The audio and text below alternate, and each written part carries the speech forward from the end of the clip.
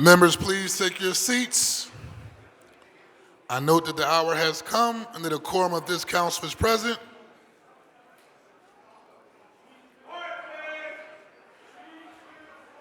This council will now come to order. All visitors will retire to the seats outside the rails.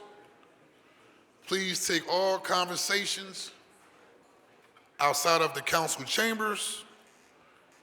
I will ask all those present to please set your cell phones to silent and/or vibrate.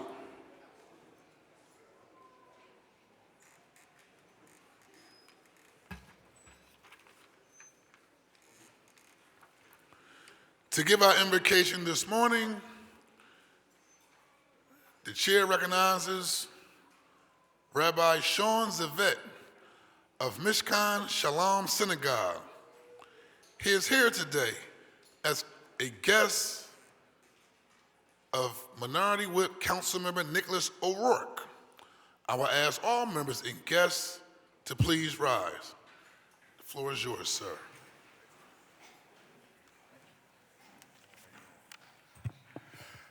Good morning. Good morning. Hello. Shalom. Salam alaikum, everybody. It's a great honor to be here as a repeat visit from a number of years ago. Those of you may compare the video in the past and see I'm wearing the same jacket as a number of years ago as well. All right. Woven into the fabric of the Jewish calendar is a weekly reading of the Torah. And the fact of this confluence of time being invited here while we have just read the Exodus from oppression to liberation, that's a lot to focus on.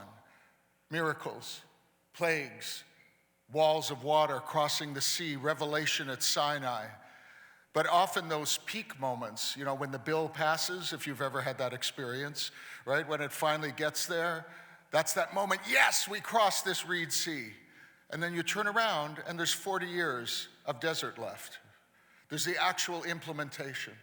And right after the revelation of the Big Ten at Sinai, the next chapter is filled with minutiae of how we live that out in real time. How do we ensure justice and affordability, equality, and the capacity to live out the very principles that we have aligned ourselves with? I don't need to tell you that we are in a time of intensifying challenges to our personal well-being and health, social political upheaval, and assault to the many utterances and commandments on which our nation's democratic vision is based. How do we continue to gather, organize, claim, and align our own souls to core values and actions our predecessors experienced? What roles and ways of leading do we inhabit in our families and professional lives and lives of service? And what structures do we need to adapt or replace so that we can support ourselves and others to carry this mantle of leadership? I pray for all of your souls and well-being. Moses set a good example. He led in partnership with his siblings and appointed captains of thousands, tens, and hundreds, knew he couldn't do it alone. Every now and then pleaded and said, this is too much. I need to call a lifeline or a friend, right? Show me the essence. Remind me of why I'm here in the first place, because it's otherwise too great a burden to bear. And that's why we have each other. So given the active challenges to some of our national structures and some of the choices of leadership positions beyond our fair city of Philadelphia here, we're faced with these challenges to core values. We must not abrogate them to those whose views of leadership or humanity do not honor the most sacred and foundational principles of life, liberty, and the pursuit of a meaningful life. That produces happiness. And so in conclusion, and in my prayer for you and your well-being and the success of everything today, I want to end with a song that a young Jewish composer with connections to Philly shared just a few years ago that is now sung in many synagogues across North America and the world. We rise humbly hearted, you're already risen. See if you can touch base with your humble heart. Singing and clapping is welcome. Breakdancing as well if you feel so moved. We rise, humbly hearted, rise. We won't be divided, rise. With spirit to guide us, rise. In hope, in prayer, we find ourselves here. In hope, in prayer, we're right here. Join me in hope, in prayer. We find ourselves here. In hope, in prayer, we're right here. Oh, we rise. All of the children rise. Elders with wisdom rise. Ancestors around us rise. In hope, in prayer, we find ourselves here. In hope, in prayer, we're right here. Yeah, in hope, in prayer, we find ourselves here. In hope, in prayer, we're right here. Well, we rise up from the wreckage, rise with tears and with courage, rise fighting for life, rise one more time. In hope, in prayer, we find ourselves here. In hope, in prayer, we're right here. Oh, in hope, in prayer, we find ourselves here. In hope, in prayer, we're right here. Blessings for the work of your hands today. The chair thanks the rabbi for his invocation. Now we see where Nicholas O'Rourke gets his singing chops from. Great song for such a time as this. Council would be at ease.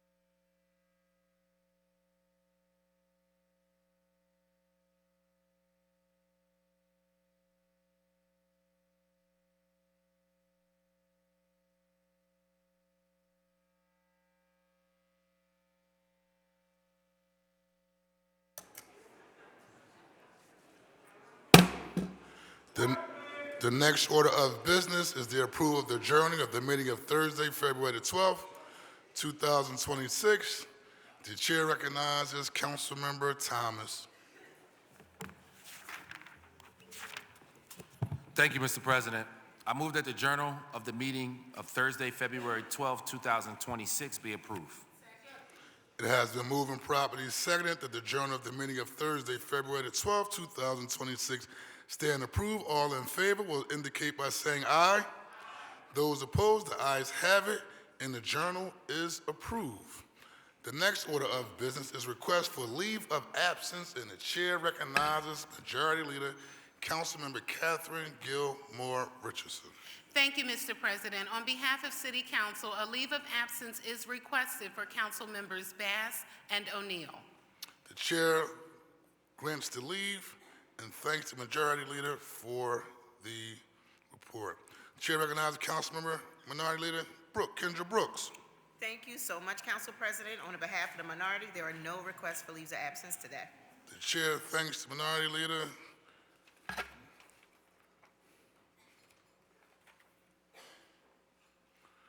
The chair now recognizes Majority Leader Catherine Gilmore Richardson for a motion regarding certain legislative matters that may arise during the course of today's session of council and that were not listed on the calendar circulated prior to today's council session. Thank you, Mr. President. I move that any of the following matters, if considered today, may be added to the agenda for this session of council and as required by law, subsequently published on an amended agenda after the consideration of those matters. Resolutions authorizing hearings, amendments to bills on first reading, the reconsideration of a bill vetoed by or recalled from the mayor, amendments to bills recalled from the mayor, resolutions taking substantive action to be voted on in this session, a motion to withdraw a bill or resolution that is not on the calendar, and a motion placing a bill or resolution on or returning a bill or resolution from the suspension calendar that is not listed on today's calendar. The purpose of this motion is to provide the public with notice concerning possible actions by council that arose too late to be included on the calendar that was published prior to today's session. It has been moved and properly seconded that the legislative matters stated by Councilmember Majority Leader Catherine Gilmore Richardson may be added to the agenda for today should those matters arise during this course of council session. All in favor signify by saying aye. Those opposed, the ayes have it, and the motion carries. The chair will dispense with the regular order of business to recognize the guests and visitors joining us in chambers this morning. On behalf of all members of City Council, I welcome you to our council session. We appreciate your taking the time to join us as we attend to the legislative affairs of our great city, and we certainly invite you to come again. The chair recognizes Majority Leader Catherine Gilmore Richardson. Thank you. Thank you very much, Council President. As many of you know, I am a very proud two-time alumna of Westchester University of Pennsylvania, earning a Bachelor's of Arts degree in Political Science and then a Master of Science degree in Public Administration. During my time there as a student, I was actively engaged on campus, co-founding the organization that at that time we called Sisters United, which is now called Sisters United, and further developing the leadership skills and civic-minded values that continue to guide me today. Today, I am excited to welcome a group of 17 students here representing my beloved alma mater, Westchester University. Our guests are students of Professor Sally Lawton's Urban Politics class, and they are also joined by their teaching assistant, William Bosch. I had the privilege of meeting Professor Lawton when I presented at the Ruby Jones Conference on Race, Social Justice, and Civic Leadership at Westchester University this fall. And for your knowledge, Ruby Jones was also a charter member of Zeta Phi Beta Sorority Incorporated, Epsilon Omega Zeta chapter, of which I enjoy membership. Today, they are here to learn about politics and civics in action, and I also want to take special note of one of the students in the class, who is Councilman Juan Tafoya.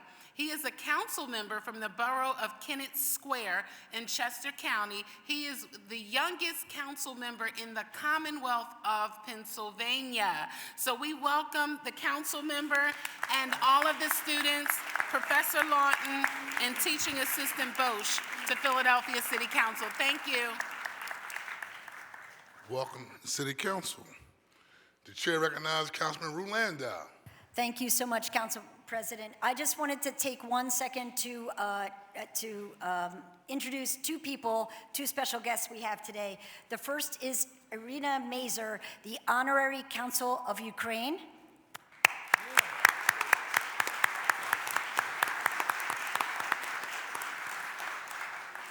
And the second is our very own Mark Siegel, the publisher of the PGN. Happy anniversary, PGN. Welcome to City Council. Always good to see you, Mark. Chair recognizes Councilmember Dr. Anthony Phillips. Council President, thank you so much for recognizing me. Also, good morning, everyone. I just wanted to quickly welcome to someone who just walked in today. It is our Director of Clean and Green, Carlton Williams, for his incredible service over the past couple weeks with our snow emergency storm. And I want Philadelphia to know that it was a challenging storm, but Carlton rose to the occasion, and he's going to keep getting better and better in years to come. And I like his department to like the Chicago Bulls. Every year they find a way to get better and better, and that's why, to me, they're the best department in the city. So thanks so much. See, I think he's only saying it because he's from Northwest Philadelphia. And we see the Commissioner of Parks and Rec here as well, so can we acknowledge her as well? Sue Slauson, welcome to council. All the great things you're doing, our parks and recreational facilities. Thank you, Carlton Williams. We appreciate your hard work and your dedication, and also for always picking up the phone call, answering our text message. I texted him last night, needs some help with some snow removal. He responded, jumped on top of it. So we thank you for your leadership as well, sir.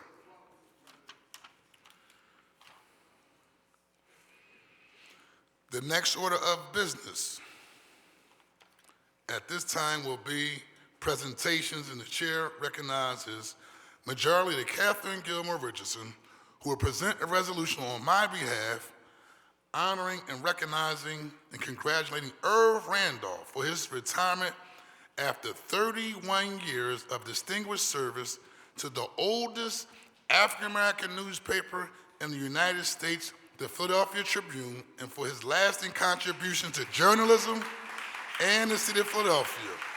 Will Irv Randolph and those that accompany him please join Majority Leader Richardson at the podium.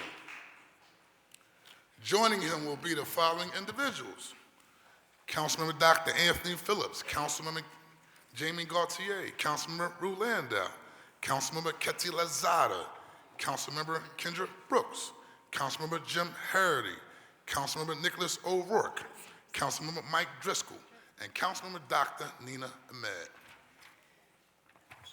Thank you. Thank you very much, Council President. It is certainly our humble honor and privilege to present this resolution on your behalf today, honoring the incomparable Irv Randolph of the Philadelphia Tribune. Let's give him a round of applause.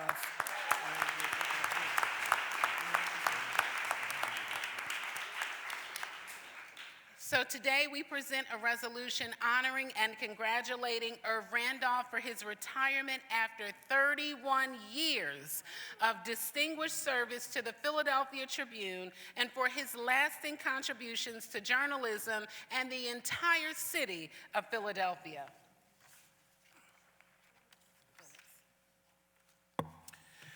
Whereas the Philadelphia Tribune was founded in 1884 and is the oldest continuously published African-American newspaper in the United States, serving as a trusted and vital voice for Black communities in Philadelphia. And whereas Irv Randolph was raised in North Philadelphia and graduated from Franklin Learning Center, where he founded the high school's newspaper, laying the foundation for his lifelong dedication to reporting. And whereas Mr. Randolph pursued his passion for journalism at Penn State before transferring to Temple University, go Owls, where he earned his journalism degree and helped found the student magazine Frontline. And whereas in the early 1990s, Mr. Randolph joined the Philadelphia Tribune as managing editor, bringing a clear editorial mission to champion truth, accountability, and amplification of Black voices, a mission he upheld with integrity for over 3 decades. And Whereas throughout his tenure, Mr. Randolph navigated the evolving media landscape with vision, embracing digital-first strategies while strengthening the newspaper's print and online journalism, ensuring its stories reached and empowered a growing and diverse audience. And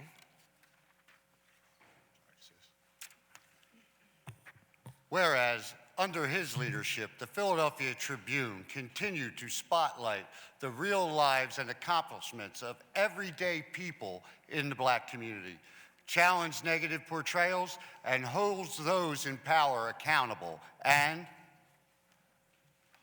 whereas, Mr. Randolph has acted as a mentor and builder of future generations of journalists, guiding countless young professionals who have gone on to distinguished careers at major national outlets. And whereas, among the remarkable moments in his career, Mr. Randolph reported on transformative global events, including traveling to South Africa during Nelson Mandela's transition from incarceration and conducting an extended interview with then Senator Barack Obama. And whereas, after 31 years of exemplary service, Mr. Randolph will retire from his role as managing editor of the Philadelphia Tribune effective January 30th, 2026, leaving behind a legacy of excellence and commitment to community journalism. Now, therefore, be it resolved by the Council of the City of Philadelphia that we hereby congratulate Irv Randolph on his retirement and honor his outstanding contributions to journalism, to the Philadelphia Tribune, and to the Philadelphia community. Congratulations.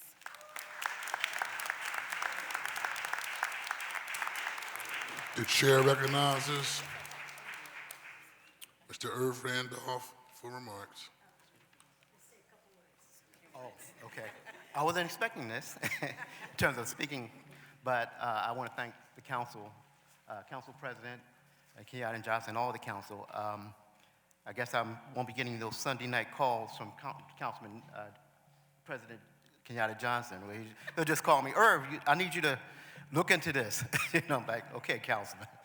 But I'm just really appreciative of this honor. And thank you. That's all I have to say. Just thank you. Thank you. Council will be at ease.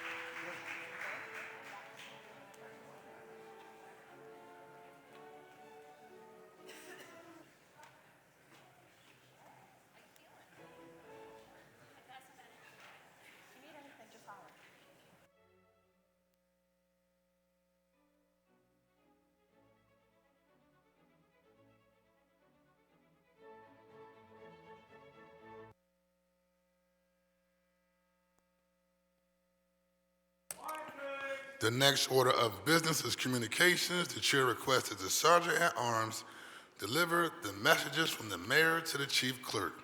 Will the chief clerk read the messages from the mayor and any other communications in her possession? To the President and members of the Council of the City of Philadelphia, I am submitting herewith for the consideration of your honorable body the following. An ordinance authorizing, generally, the continued issuance and sale by the City of Philadelphia of gas works revenue notes of the city, prescribing the forms of notes and providing for their execution and payment, pledging certain revenues of the gas works as security, adopting a rate and covenant, and directing the imposition and collection of rates and charges sufficient to comply therewith, prescribing the conditions precedent to the issuance of specific series of notes, including a resolution passed by the bond committee, providing for the establishment of credit support for notes, providing for the designation of a fiscal agent and a sinking fund depository, providing for establishment of a sinking fund and its management, providing remedies upon default, and providing for amendments and modifications. And an ordinance authorizing the execution, delivery, and performance by the Philadelphia Facilities Management Corporation on behalf of the Philadelphia Gas Works of an amended service agreement with Transcontinental Gas Pipeline Company, LLC, for gas storage services under the Transco WSS Open Access Rate Schedule. And a resolution authorizing the Philadelphia Land Bank to dispose of 3902 and 3906 West Girard Avenue, 3911 through 15 Cambridge Street, located in the 3rd Councilmatic District in accordance with the terms of Chapter 16-700 of the Philadelphia Code. And a resolution authorizing the Philadelphia Land Bank to dispose of 515 through 33 West Cumberland Street, 2502, 2504, 2506, 2508, 2511 through 21, 2543 through 51 North Fairhill Street, 2506 through 22, 2524, 2526, 2534 through 42 North Reese Street, located in the 7th Councilmatic District, in accordance with the terms of Chapter 16-700 of the Philadelphia Code. Council President, there are no further communications in my possession. Thank you very much. The messages will be printed in the journal. The next order of business is the introduction of bills and resolutions. Chair recognizes Councilmember Dr. Anthony Phillips. Thank you, Council President. I have no bills or resolutions for today. Thank you very much. Chair recognizes Councilmember Majority Leader Kathleen Gilmore Richardson. Thank you, Council President. Today I offer 3 bills and 3 privilege resolutions. 3 bills and 1 privilege resolution on your behalf, and 2 privilege resolutions on behalf of Councilmember Bass. Thank you very much. Will the Chief Clerk please read the title of the bills and resolutions?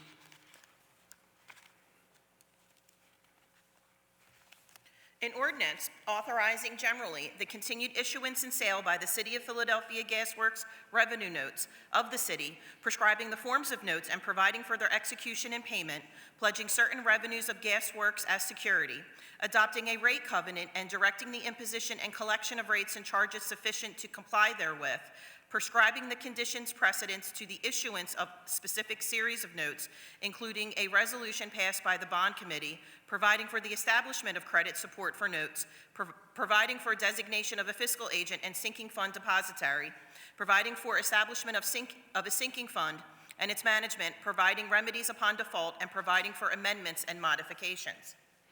This bill will be referred to the appropriate committee.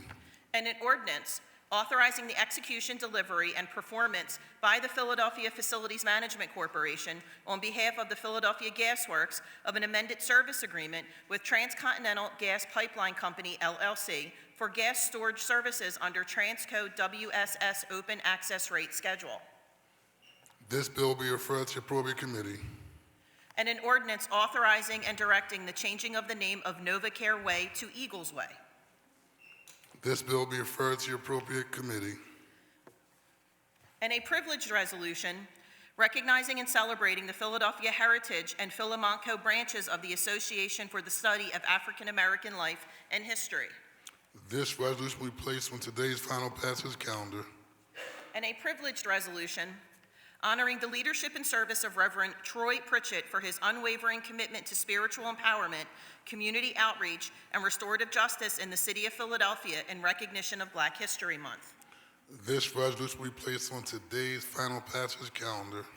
And a privileged resolution honoring Pastor Rob Harrison of New Journey Christian Center and celebrating the vital role of faith leaders in shaping, uplifting, and strengthening the Germantown community and the city of Philadelphia in recognition of Black History Month.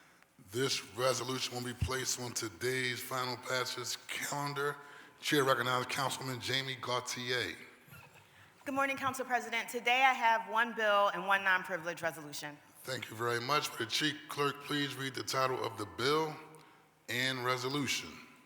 An ordinance authorizing Mukesh Kumar Patel, owner and operator of the newsstand at the northwest corner of 34th Street and Convention Avenue and Civic Center Boulevard, to construct, use, and maintain conduits in, under, and across the northwest corner of 34th Street and Convention Avenue and Civic Center Boulevard for the purposes of supplying electrical service to said newsstand under certain terms and conditions. This bill will be referred to the appropriate committee. And a non-privileged resolution authorizing the Philadelphia Land Bank to dispose of 3902 and 3906 West Girard Avenue, 3911 through 15 Cambridge Street, located in the 3rd Councilmatic District in accordance with the terms of Chapter 16-700 of the Philadelphia Code. This resolution will be placed on the final passage calendar for consideration at the next session of council. The chair recognizes Councilmember Isaiah Thomas. Good morning, Council President. Good morning, colleagues. Good morning to the listening public. Nothing today. Thank you, Thank you very much. Chair recognizes Councilmember Jones. Good morning, Mr. President, colleagues. I have no resolutions or bills today. Thank you. Chair recognizes Councilman Rue Landau. Thanks again, Council President. I have 2 privileged resolutions and 1 non-privileged.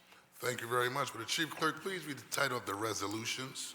A privileged resolution honoring Ukrainian organizations in Philadelphia for their service to Ukrainian Americans, Ukrainian refugees, and the broader Philadelphia community.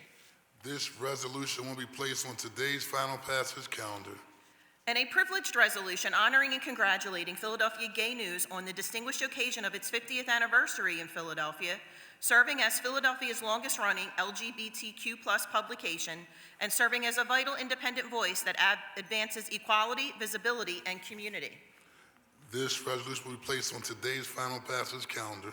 And a non-privileged resolution calling on the United States Department of Housing and Urban Development, HUD, to expand investments into evidence-based solutions to address homelessness that is permanent supportive housing, and condemning the significant negative impact such cuts to funding will have on Philadelphia's residents, municipal services, and exacerbate our ongoing housing crisis. This resolution will be placed on the final passage calendar for consideration at the next session of council. Chair recognizes Councilman Ketty Lozada. Thank you, Council President. I have 1 non-privileged resolution today. Thank you very much. Would the Chief Clerk please read the title of the resolution? A non-privileged resolution authorizing the Philadelphia Land Bank to dispose of 515 through 33 West Cumberland Street, 2502, 2504, 2506, 2508, 2511 through 21, 2543 through 51 North Fairhill Street, 2506 through 22, 2524, 2526, 2534 through 42 North Reese Street, located in the 7th Councilmatic District in accordance with the terms of Chapter 16-700 of the Philadelphia Code. This resolution will be placed on the final passage calendar for consideration at the next session of council. The chair recognizes Councilmember Jeffrey J. Young. Good morning, Mr. President. No bills or no resolutions today. Thank you very much.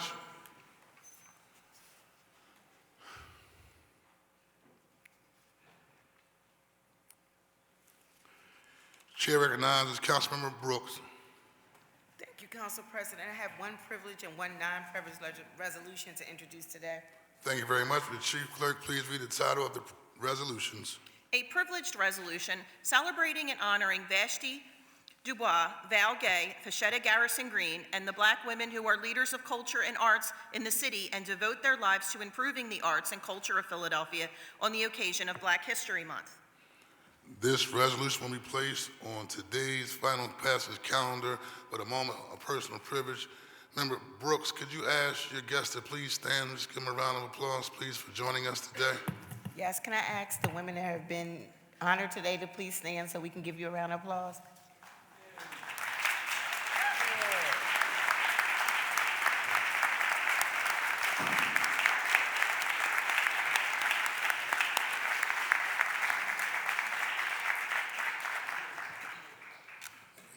much. In the city's own Val Gay. Y'all ever hear Val Gay sing? Okay, all right. Welcome to City Council. At this time, I also want to acknowledge Councilmember Jim Harity. Thank you, Council President. I have nothing today. Thank you very much. Brooks had one more. We didn't get to. Okay. Chair recognizes Chief Clerk. And a non-privileged resolution calling on Governor Josh Shapiro and the Pennsylvania General Assembly to enact adult use cannabis legalization in 2026.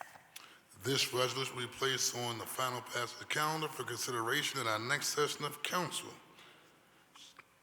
Chair recognizes Councilmember Nicholas O'Rourke. Good morning and thank you, Mr. President. I have two privileged resolutions to introduce today. Thank you very much. Will the Chief Clerk please read the title of the resolutions? A privileged resolution recognizing the beginning of the Lenten season, a sacred period of reflection, prayer, fasting, and service observed by millions of Christians in Philadelphia and throughout the world. This resolution will be placed on today's final passage calendar. And a privileged resolution recognizing and honoring the life of trailblazing civil rights leader, dedicated public servant, and honoring lifelong activist Reverend Jesse Jackson. This resolution will be placed on today's final passage calendar, and we will take official vote at the appropriate time with a moment of silence. Chief Clerk. Councilmember Driscoll. I got you. I caught it. Councilman Mike Driscoll. Good morning, Mr. President. No bills or resolutions for introduction today. Councilman Mark Squilla. Thank you, Mr. President. No bills or resolutions today. Councilman Dr. Nina Ahmed. Thank you, Council President. I'm introducing one privileged resolution and one non-privileged resolution. Thank you very much. Will the Chief Clerk please read the title of the resolutions? A privileged resolution recognizing Saturday, February 21st, 2026, as International Mother Language Day to honor the brave souls who, on this day in 1952, sacrificed their lives to retain the right to use their mother language, Bangla, also known as Bengali. This resolution will be placed on today's final passage calendar. And a non-privileged resolution urging the U.S. Senate to oppose the SAVE Act and reject any additional barrier to voter registration. This resolution will be placed on the final passage calendar for consideration at the next session of council.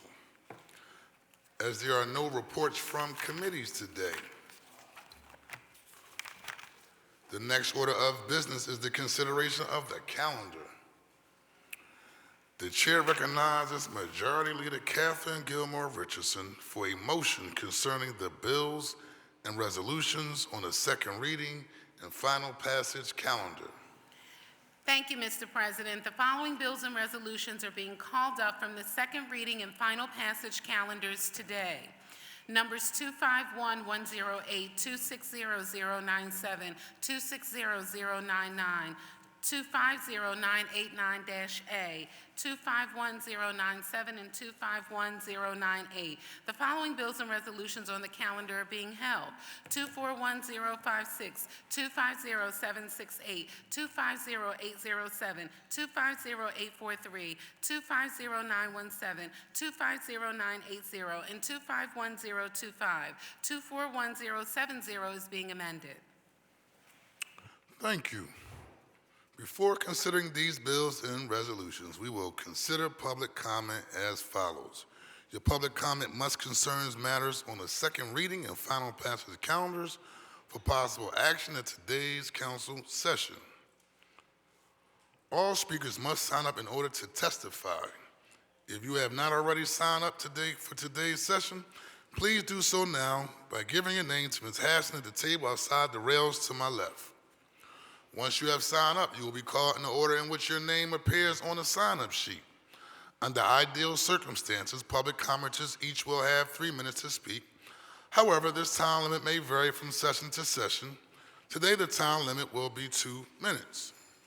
In order to be fair to all those wishing to speak, I intend to hold faithfully to the 2-minute limit. When you begin speaking, you will see a green light on the podium. When there are 30 seconds remaining to your time, the light will turn yellow, which is your reminder to conclude your remarks. Once 2 minutes have passed, the light will turn red, and the sergeant at arms will disconnect the microphone. At that point, please yield the podium to the next speaker. if you have not already done so. I also reserve the right pursuant to our rules of council to limit repetitious comments on the same subject matter. I will now ask the chief clerk to please read the name of our first speaker. Will Irina Mazur, Fernando Ramirez, Mykola Kosick, and Jeremy Blatstein please make your way toward the podium?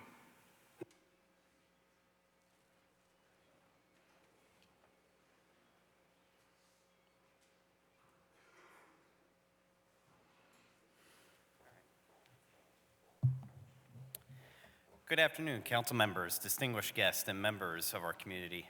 My name is Mykola Kosick. I'm proud to stand before you as second-generation Ukrainian American in Philadelphia as president of the Ukrainian League of Philadelphia. Philadelphia was founded by William Penn on a powerful idea that this city would be a place of refuge, liberty, and opportunity for people of all backgrounds. For generations, Ukrainians have followed that vision. They came here seeking freedom and the chance to build better lives.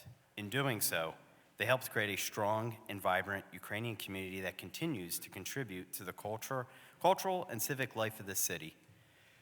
Ukrainian names appear in Philadelphia's history as far back as the Revolutionary War. We are a part of Philadelphia's story. Like many immigrant families, my grandparents took a leap of faith to come here in search of opportunity. When they arrived, Ukrainian community organizations helped them find connection, stability, and belonging. Because of those institutions, they were able to achieve the American dream. The Ukrainian League of Philadelphia was founded in 1917 and has served as a social, cultural, and community hub for more than a century. We celebrate Ukrainian culture, support artists and educators, help newcomers navigate life here in America, and provide a welcoming space for community and mutual support.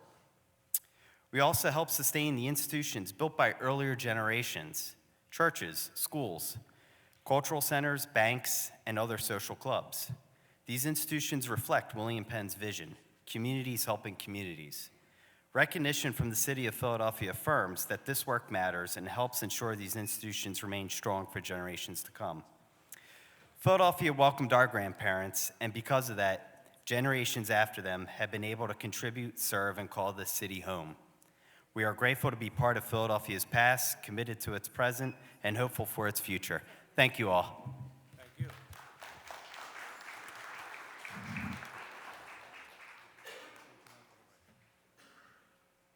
Good morning.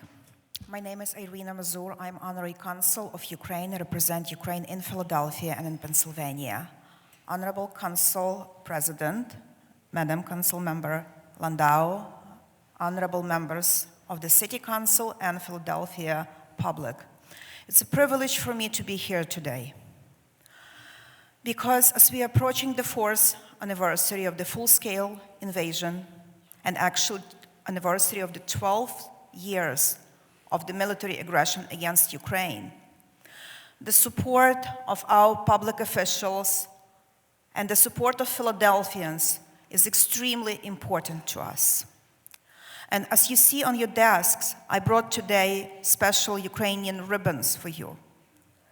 I ask you to have them in your desk or on your bag as a sign of continuous support of Ukraine, because I have to tell you, I am extremely grateful to have your support over all those years. And some of you know me for years. Some of you met me today. But I just want to tell you, thank you. Mykola did a great job introducing the information about the Ukrainian community, and I'm glad you learn a little bit about us, because mostly you see us with Ukrainian and American flags standing in support for Ukraine in Philadelphia for at least 4 years. And we will do again another rally, another march this Sunday, 22nd. We will begin from the Art Museum, and we will march to the City Hall. I invite you to join us. And again, thank you, Council Member, for this resolution.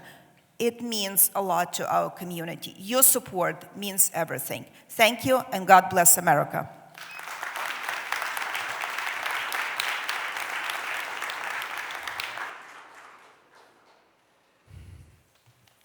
Good morning, and thank you for the opportunity to be here today. 1,457. 1,457. Sorry. Fernando Ramirez, Bridges 2030, nonprofit organization based in Philadelphia. 1,457 days since the invasion of Ukraine. A painful reminder coming up this month of a 4-year anniversary since the atrocities began in that country. We, as a nonprofit based in Philadelphia, have been supporting and assisting the Ukrainian community and have been benefiting from the graciousness and support from the Philadelphia community. There are several families still arriving, mostly women, children, and elderly, that have continued to come to the city, come to the greater Philadelphia area, seeking freedom, protection, safety. I had the opportunity to visit Ukraine this past August. I wanted to go to the country and see the people that are suffering, but also that are showing us resilience, courage, and the ability to sustain their culture, the community, and their heritage. We, as a nonprofit, unconditionally support and stand with Ukraine. We thank the city of Philadelphia, we thank the community, the Ukrainian diaspora that has supported us, but our challenges continue. And we encourage you to learn more about not only what's going on, but also how do we engage in supporting our fellow human beings. I thank you for your time. Will Jessica Sullivan, Marta Rubel, Marguerite Anglin, and Charles Hall please make your way toward the podium? Hello, City Council. My name is Jeremy Bladstein. I'm here to talk about 3 different bills today. One is Cindy Bass's Protect the Dogs bills. Great bill. We need to pass it. Too much backyard breeding. Protect the dogs. Secondly, we're talking about free speech 260097. First Amendment is really important. Supporting people's First Amendment right is very important. But when the First Amendment free speech crosses the line, we need to talk about that. That's what happened in Rittenhouse Square 2 weeks ago, right? And we need to have a better conversation about what the city of Philadelphia does when that happens. Similarly, we need to ban masks across the board, right? Ban the masks on ICE agents, on protesters, on everybody. It's dangerous for everybody involved, so ban the masks. When we're talking about free speech, the First Amendment, I don't think it's appropriate when a member of Philadelphia City Council says to me, shut the F up and listen, after I attended a community meeting, right? I have every right to go to a community meeting because we're talking about the city of Philadelphia land. So that rhetoric and that energy towards me, I don't think is in the spirit of the First Amendment and is totally inappropriate. Last but not least, we're talking about SEPTA! SEPTA obviously struggling this week. I mean, I don't know if obviously this body doesn't fully understand because they're not riding it, but your constituents are, right? And it's not up to par. It's late this week. So SEPTA needs funding, SEPTA needs support, and we need to call on Harrisburg to properly give funding to SEPTA. Ride the ride, grow Philly 2 milli. Thank you.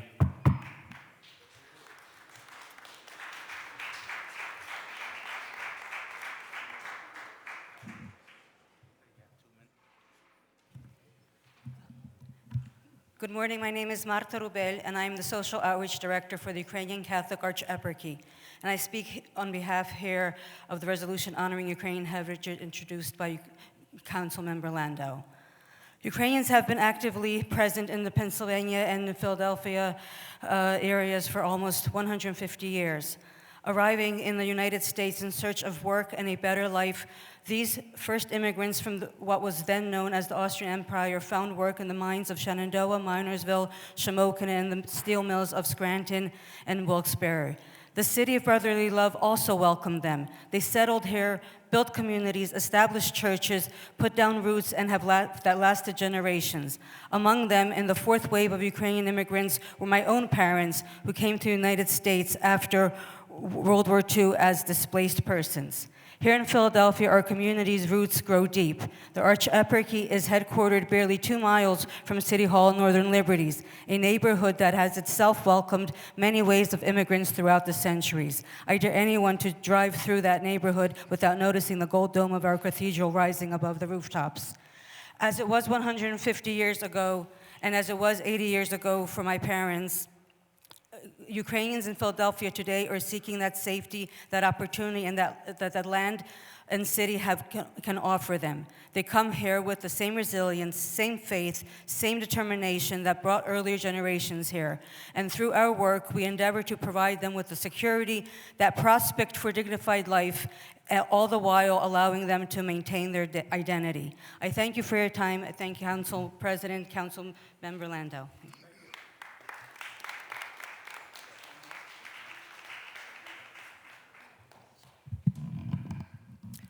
Good morning, council members. My name is Marguerite Anglin. I'm the Public Art Director with Creative Philadelphia, the city's Office of Arts and Culture. And I'm honored to speak on behalf of our office today in support of our Executive Director and Chief Cultural Officer, Val Gay, supporting the resolution honoring Black women nurturing culture by Councilmember Brooks. In my role, I have the privilege of working closely with Val every day. Yes, she's my boss, but more than that, she is a colleague and a mentor. What inspires me most about Val is her extraordinary ability to connect with people. She leads every conversation with storytelling, with encouragement, and a deep belief in the power of culture to transform lives. Val doesn't just nurture culture, she nurtures people, and she cultivates relationships. And both are essential for culture to flourish. Val is tireless, and I mean tireless, in pursuit of her vision of a Philadelphia where every person thrives through the arts. Her passion for people, for the city, and for creativity is infectious. Val understands the power of the arts to heal, to unite, to spark conversation, even around difficult topics, and to create real, meaningful encounters that allow people across our city to feel seen, valued, and connected. I am deeply privileged to learn from her, to collaborate with her, and to witness the way she nurtures culture in every space she touches. On behalf of our office, we thank you, Val, for leading and inspiring us every day. We honor and congratulate you on this well-earned recognition from City Council, a reflection of the extraordinary care and vision you bring to our city. Thank you. Jessica Sullivan, if you're still here, please make your way toward the podium. And could I also have Lynn Landis, David Alexander Jenkins, Susan Slauson, and Michelle Flamer. Please make your way up. Good morning. My name is Charlie Hall. I'm representing the American Kennel Club, responsible breeders, and the concerns of the Kennel Club of Philadelphia. I appreciate the opportunity to comment on Bill 250989. Some have suggested that responsible breeders just get a kennel license to be exempt, but that is not a workable solution in Philadelphia. First, small hobby breeders do not meet the state licensing threshold, and the framework was never designed for small home-based breeders. Second, and critically, it appears Philadelphia zoning does not permit kennels in any residential districts. Under section 14602(2)D, uses not listed in the residential use table are prohibited. Since kennels are not listed in paragraph 3, they are automatically banned. Additionally, that section confirms that only listed principal uses are permitted, and unlisted uses like kennels require zoning relief, which is typically a variance. To be clear, the American Kennel Club is asking this bill to be tabled so a stakeholder work group, which should have been step 1, may be established and created to evaluate actual intake data, zoning constraints, regulatory capacity, and feasible alternatives such as zoning exemptions for small home-based breeders and clear appropriate state guidelines, targeted expanded low-cost spay-neuter, and stronger enforcement of existing cruelty, negligent, and nuisance laws, to name a few. It should be noted that cities such as Los Angeles have passed similar bans and have not seen significant benefits in their shelters, and media's reports have highlighted many irresponsible breeders still operating in that city. Working together, we can stop the flow from irresponsible breeders and improve animal welfare and fewer dogs entering Philadelphia's shelters. The question is how to achieve that goal in a way that is effective, fair, and legally sound. Philadelphia deserves solutions that work in practice, not on paper. Thank you for this opportunity to provide comment. Thank you.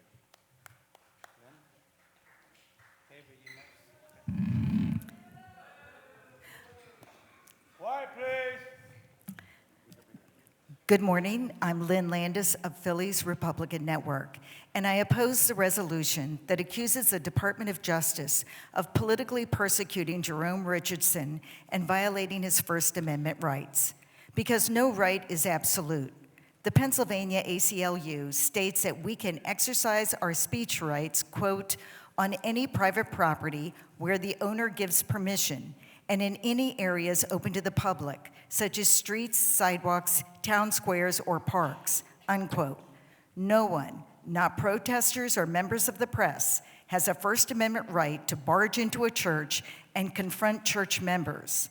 What if Mr. Richardson barged into the city council meeting with a bunch of activists screaming in your face?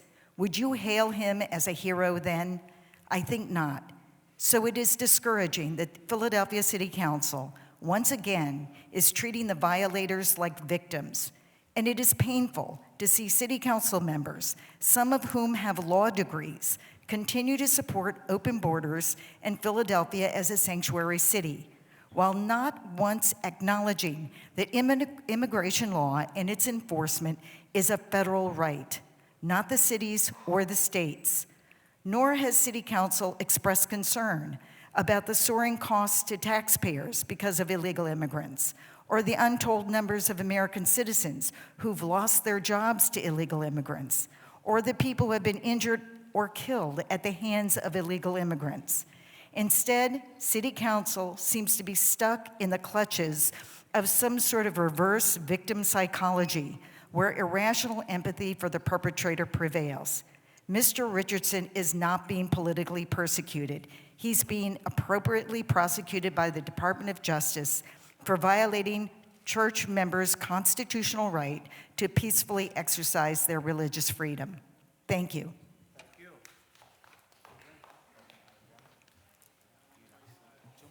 Chair recognizes Councilman Rulandow. Thank you, Council President. I just wanted to say a quick note. First of all, I think we could use a Constitutional Law 101 class here because I think some people are misrepresenting our First Amendment. And second, I just want to tell our guests here today, as I've continued to hear week after week, we have very few people who stand up and say things that are very offensive to many of us. But it happens, and because everyone has a right to their free speech, we let them speak. But I want the guests here today to know that the message you just heard is not held by those of us on council, that hateful speech is not something that we carry or that we support. And that's my message to you.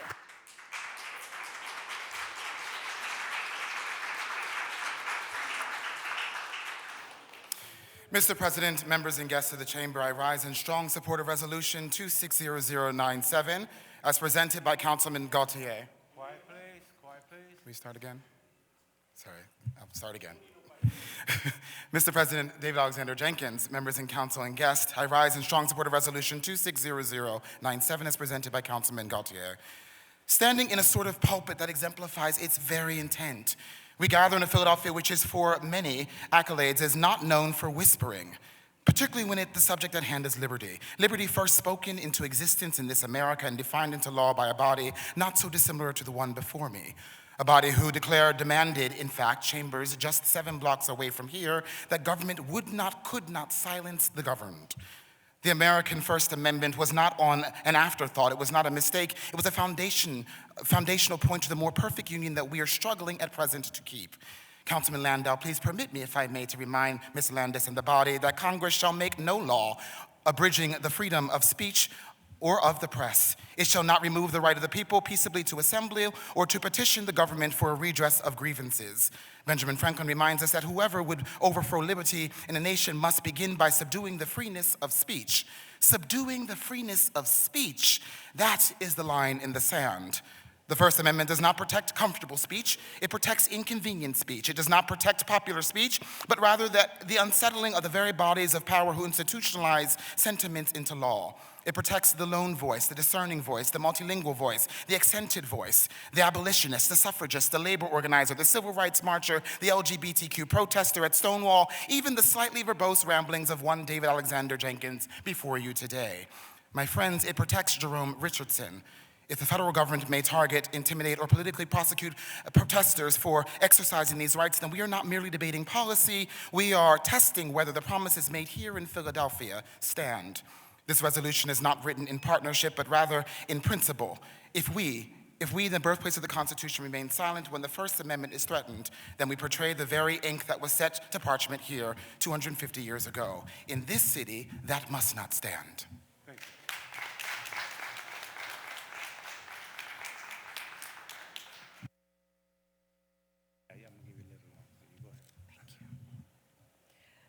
Good morning, esteemed Council President Johnson and honorable council members and distinguished guests. It is with immense pride and profound respect that we convene this morning, and I'm particularly honored to celebrate the invaluable contributions and extraordinary achievements of Black women within the city of Philadelphia. Thank you, Councilmember Brooks, for this important resolution acknowledging these powerful women. 3 Philadelphia Black women making history in real time, creative visionaries who I've had the pleasure of working and collaborating with under Mayor Parker's administration, Vashti Du Bois, Val Gay, and Facetta Green. Thank you for your hard work.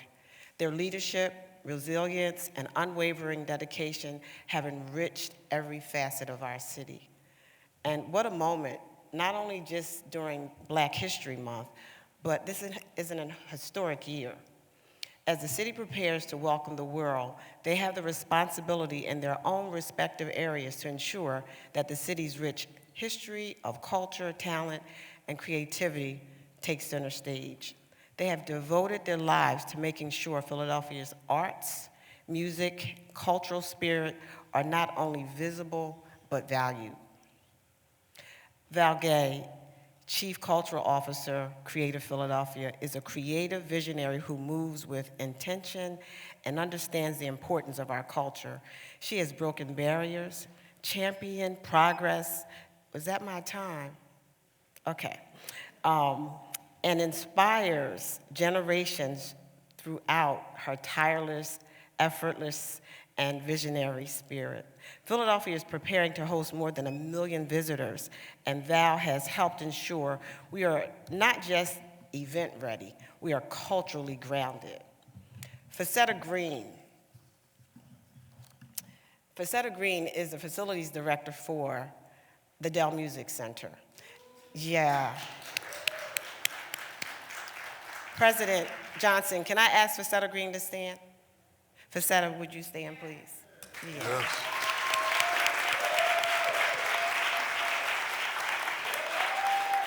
So I was charged in 2008 to revitalize the Dell.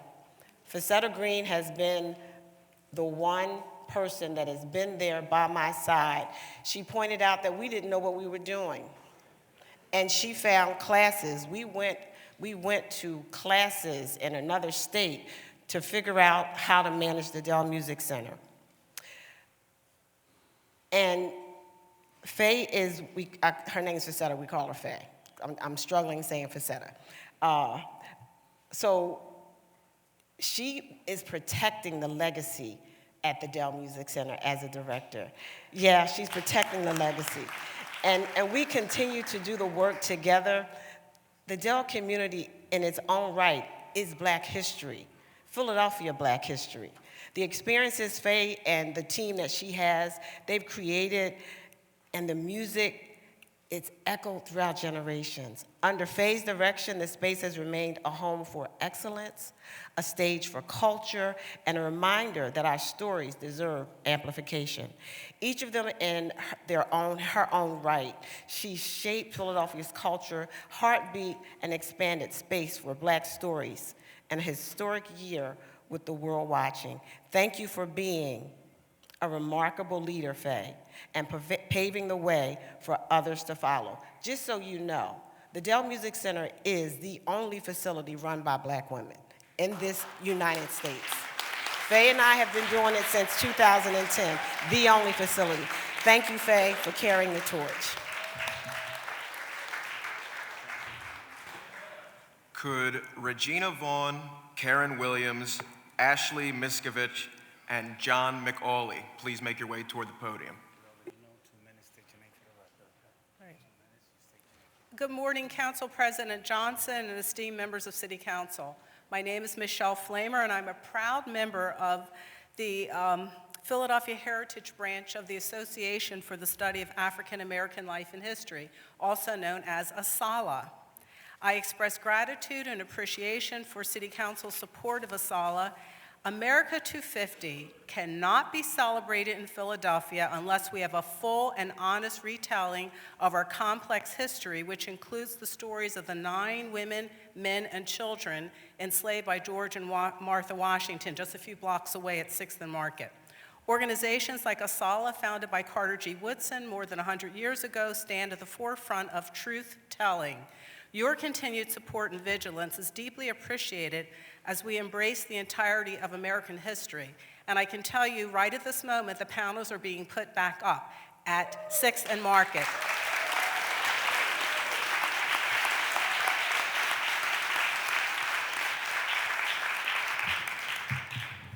Thank you, everyone.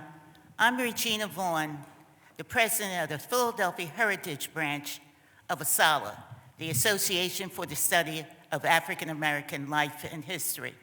We will be celebrating our 99th year on November 11th, 2027. And I want to start with my remarks.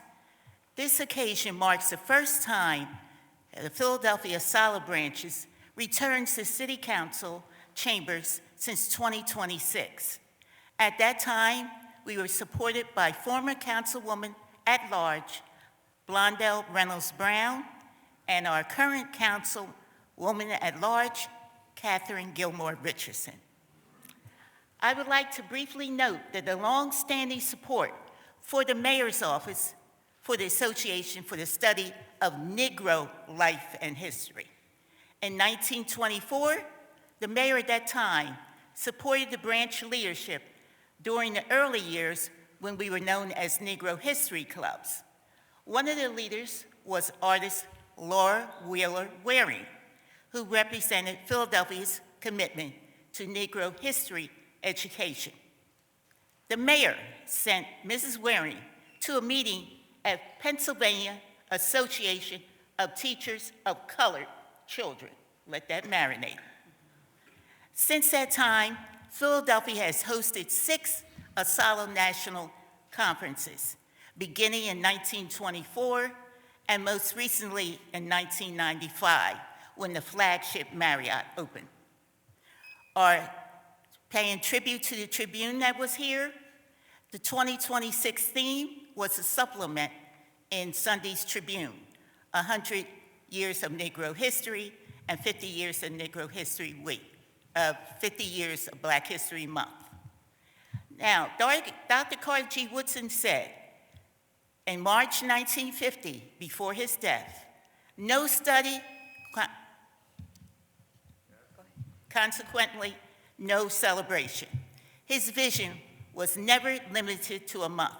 He insisted that Black history be studied year-round because it's American history. The principle still stands today.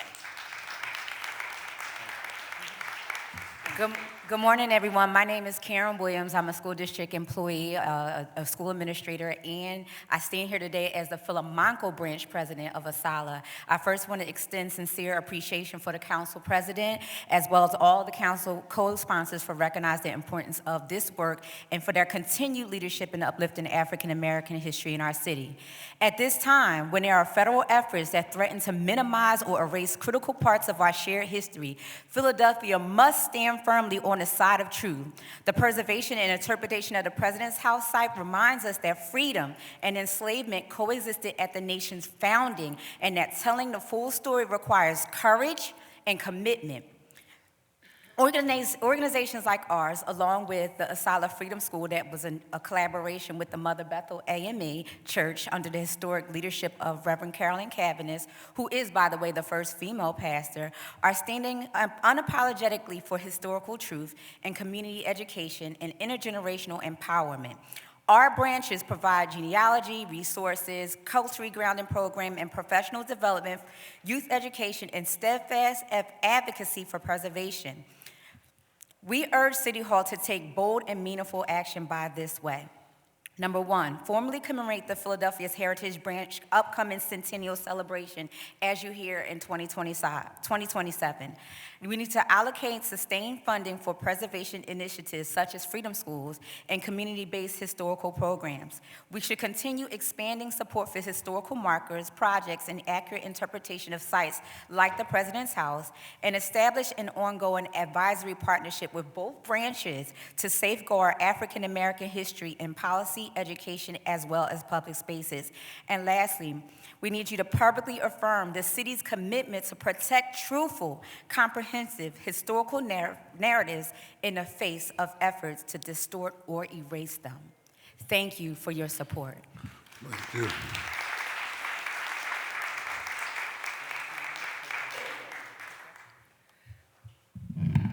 Good afternoon, Council President, members of council. My name is Ashley Miskovich. I'm here on behalf of the Greater Philadelphia Chamber of Commerce today in support of Bill number 251097. I first want to thank Councilmember Phillips for his thoughtful and measured approach. This legislation does not broadly penalize responsible retailers, nor does it layer unnecessary penalties or requirements for businesses that are already complying with existing rules. Instead, it focuses on those who consistently disregard the law. That distinction is important. Law-abiding businesses should not be placed at a competitive disadvantage because others choose to ignore the rules. This bill reinforces accountability without imposing undue burden on businesses that are doing the right thing. We also recognize the broader community benefit. Addressing illegal sales to underage youth supports healthier outcomes for young people. In addition, the education and training component emphasizes correction and prevention, giving businesses a clear path to come back into compliance rather than simply punishing them. In our view, Bill number 251097 strikes the right balance, protecting youth, supporting neighborhood stability, and ensuring fairness in the marketplace without creating unintended consequences for responsible owners. And for those reasons, we're happy to support this bill today. Thank you. Will Samantha Craven, Jacob Zychik, Stephanie Arabutina, and Penny Ellison please make your way toward the podium? State your name for the record. You got 2 minutes. Good morning, everybody. My name is John Alante McCauley.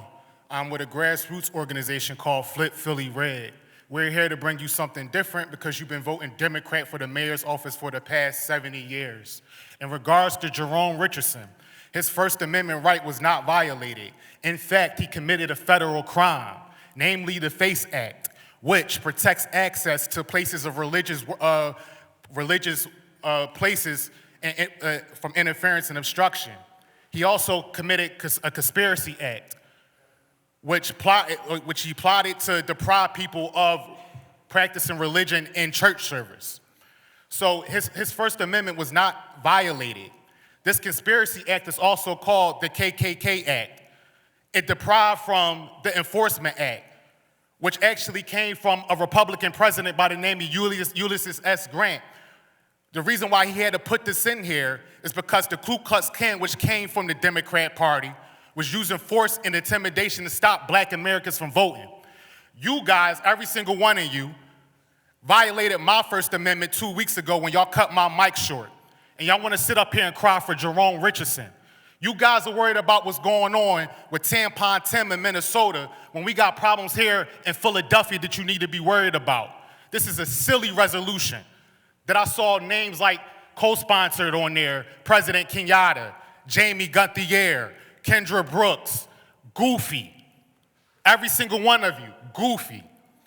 We got a Philadelphia school district that ranks at the bottom 22% in the entire Pennsylvania. Yeah, turn your back. And Thank you, sir. Yes. Yes, thank you.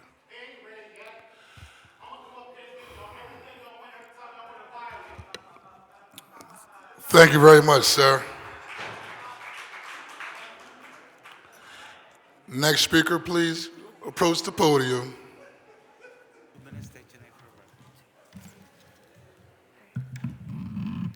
Good morning, council members. Thank you for the opportunity to speak. My name is Sammy Craven.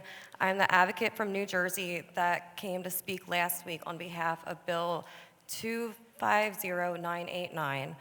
I've been helping Philadelphia animals for years, indirectly and directly. I network in over 30 tri-state online networking groups, create free shareable graphics highlighting Act Philly's timestamped dogs.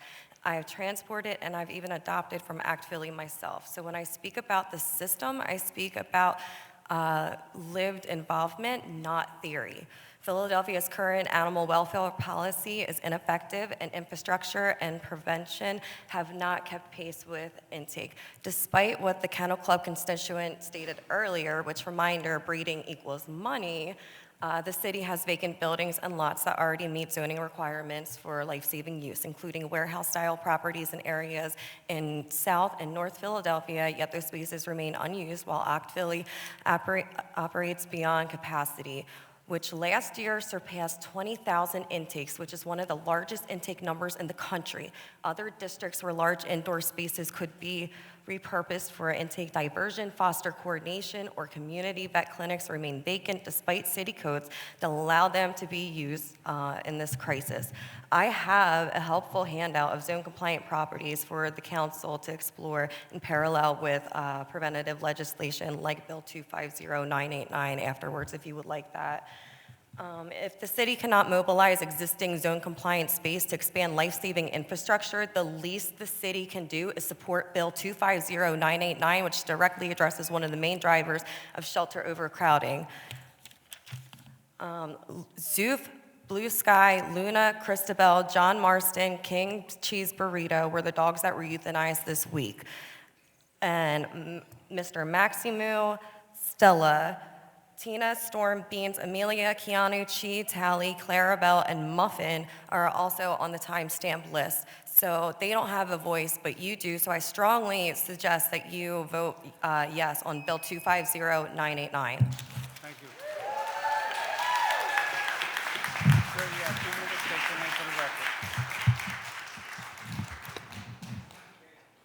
the record. Jacob Zajcik with the American Heart Association. Heart disease remains the leading cause of death in Philadelphia, and smoking plays a significant role in that. Nearly 1/3 of deaths from coronary heart disease are attributed to smoking and secondhand smoke. Thanks to the great work that a lot of us have done in this city, traditional cigarette use has fallen to its lowest level in decades, yet there are still many challenges and concerns that remain. The American Heart Association is deeply concerned about the high prevalence of e-cigarette use among youth in Philadelphia, as 38% have tried e-cigarettes and 19% currently use. Each year, the tobacco industry sells more than $300 million worth of their deadly products in our city. And research has shown that most teens initiate tobacco use with flavored products, which are intentionally designed to appeal to young people and are often mistakenly perceived as less harmful. Smoking remains the most preventable cause of death and disability in our country. The Tobacco Retailer and Compliance Ordinance introduced by Councilmember Phillips will help and strengthen Philadelphia's enforcement efforts to curb tobacco use, reduce youth access to these products, and improve retailer accountability. We'd like to thank Councilmember Phillips and all of Philadelphia City Council, and have a great day and happy Heart Month.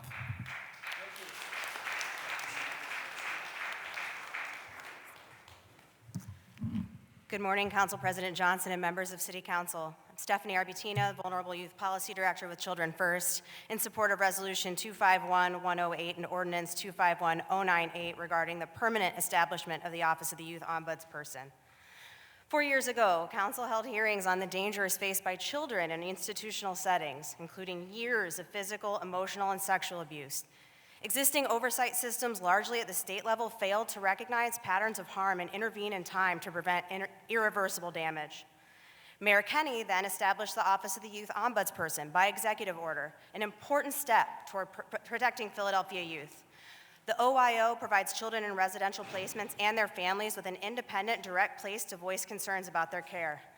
Since its launch in 2023, the OYO has been able to respond to youth complaints, share information with city agencies and oversee investigations, ensure youth and parents understand their rights, and issue public reports on systemic issues facing children in placement. We hope to see the office expand its impact in the coming years. We're grateful that the Parker administration has supported the continuation of the OYO's work. But by their nature, executive orders are temporary. Our children's safety should not be. That is why we support efforts to make the OYO a permanent office in the city of Philadelphia. On any given day, more than 430 Philadelphia youth are residing in congregate facilities across the child welfare, behavioral health, and juvenile justice systems. Most housed outside the city, many of them far from their families. The risks to them are real and ongoing. Since 2024, dozens of lawsuits have been filed alleging abuse in Pennsylvania facilities. Facilities have been cited for failing to report suspected abuse. Investigative reporting has documented violence against youth in care. Most of these children are children of color, meaning they are especially vulnerable to harm. It is the city's responsibility to ensure that the children in its care are safe in facilities. Making the Office of the Youth Ombudsperson permanent helps the city fulfill that responsibility regardless of who occupies the mayor's office. I urge you all to vote in favor of Resolution 251-108 and Ordinance 251-098. Thank you. Will Jordana Greenwald, Marie Marinakis, Leslie Wood, and Stephen Edwards please make your way toward the podium? Good morning, council members. My name is Penny Ellison, and I rise to speak in strong support of Bill 250989, the dog breeding moratorium. I've taught animal law at the University of Pennsylvania since 2006. I've sat on the Department of Agriculture's Dog Law Advisory Board for more than 10 years, and I've discussed this bill directly with the State Director of Dog Law on multiple occasions. Mr. Hall from the AKC has spoken at all 3 hearings and repeatedly made council members aware of his arguments. I addressed some of them at my testimony at the committee hearing, and I'd like to briefly put them all to rest today. First, Mr. Hall says he represents, quote, hundreds of Philadelphia area breeders. Note the word area. The vast majority of those breeders are outside city limits. That framing is designed to inflate the impact of this bill. On a related note, Mr. Hall speculates that the Bureau of Dog Law Enforcement can't handle any more license applications. That is not the case. They already license home-based kennels routinely, as well as foster homes for the many foster-based rescues operating across the Commonwealth. This is not a novel concept for them. And his new argument, the zoning argument, is now the core of his testimony, but he has it backwards. Mr. Hall argues that breeders can't get a kennel license because Philadelphia zoning prohibits kennels in residential districts. But he's conflating 2 separate legal concepts. Whether your property use conforms to zoning depends on the nature of the use, not whether you have a license. Under the ordinance, a kennel is any property where 13 or more dogs pass through in a year. So if you meet that threshold, you already need a zoning variance. The license doesn't create the problem. Mr. Hall also says responsible breeders don't meet the 26-dog threshold for state licensing and therefore aren't required to get one. But they still can, as many do. Finally, Mr. Hall asked council to table the bill and form a working group instead. A moratorium and a working group aren't competing proposals. They're sequential. Pass the moratorium, and then if you want to have a working group, we can do that then. Thank you.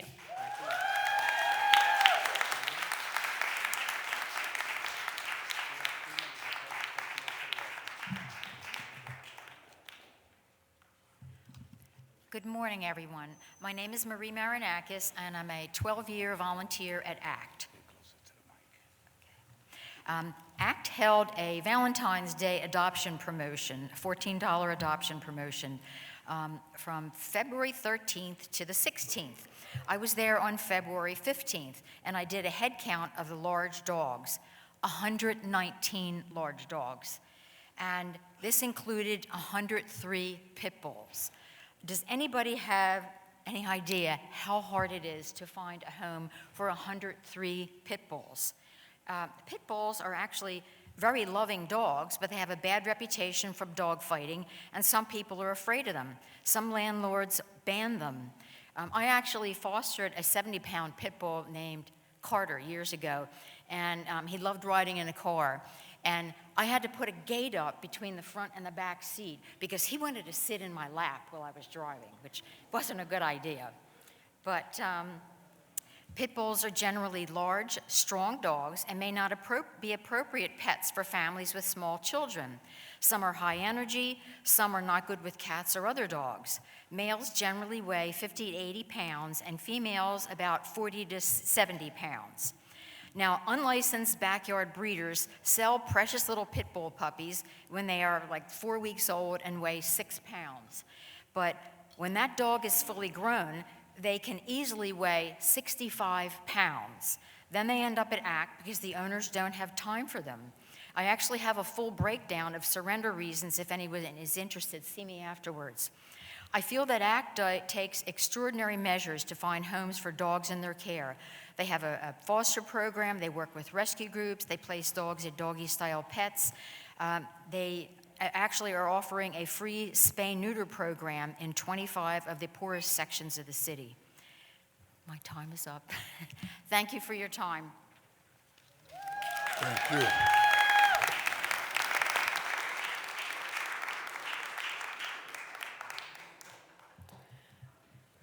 Good morning, everyone. My name is Leslie Wood. I'm also a longtime volunteer at ACT Philly.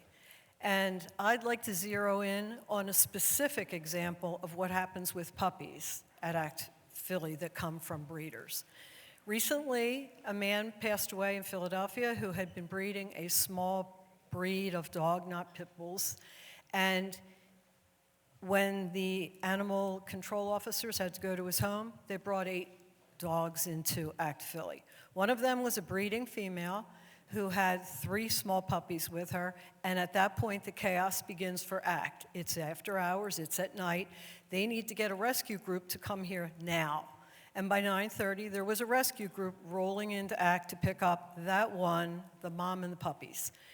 They took them home, got them settled, and within 2 days, those puppies started to display illness. And of course, they were diagnosed with parvo because many of the puppies coming into ACT are not vaccinated, and this is what happens. They went from there to an emergency vet. It cost the rescue group thousands of dollars to have them treated because parvo is expensive to treat. And ultimately, 2 of those puppies died anyway. So the rescue group becomes a victim of the breeder. ACT becomes a victim of the breeder because they have parvo puppies come in there all the time and then have to go into a scramble of disinfection. And the puppies ultimately are the real victim here. There have been puppies dumped in a shopping cart recently in a Target in South Philadelphia that they were barely born and they ran out to another rescue. I have seen puppies being sold out of the trunk of the car at Home Depot, at Adams and the Boulevard. So something needs to change. It's the classic case of if nothing changes, nothing changes. Please consider supporting Bill 250989. Thank you.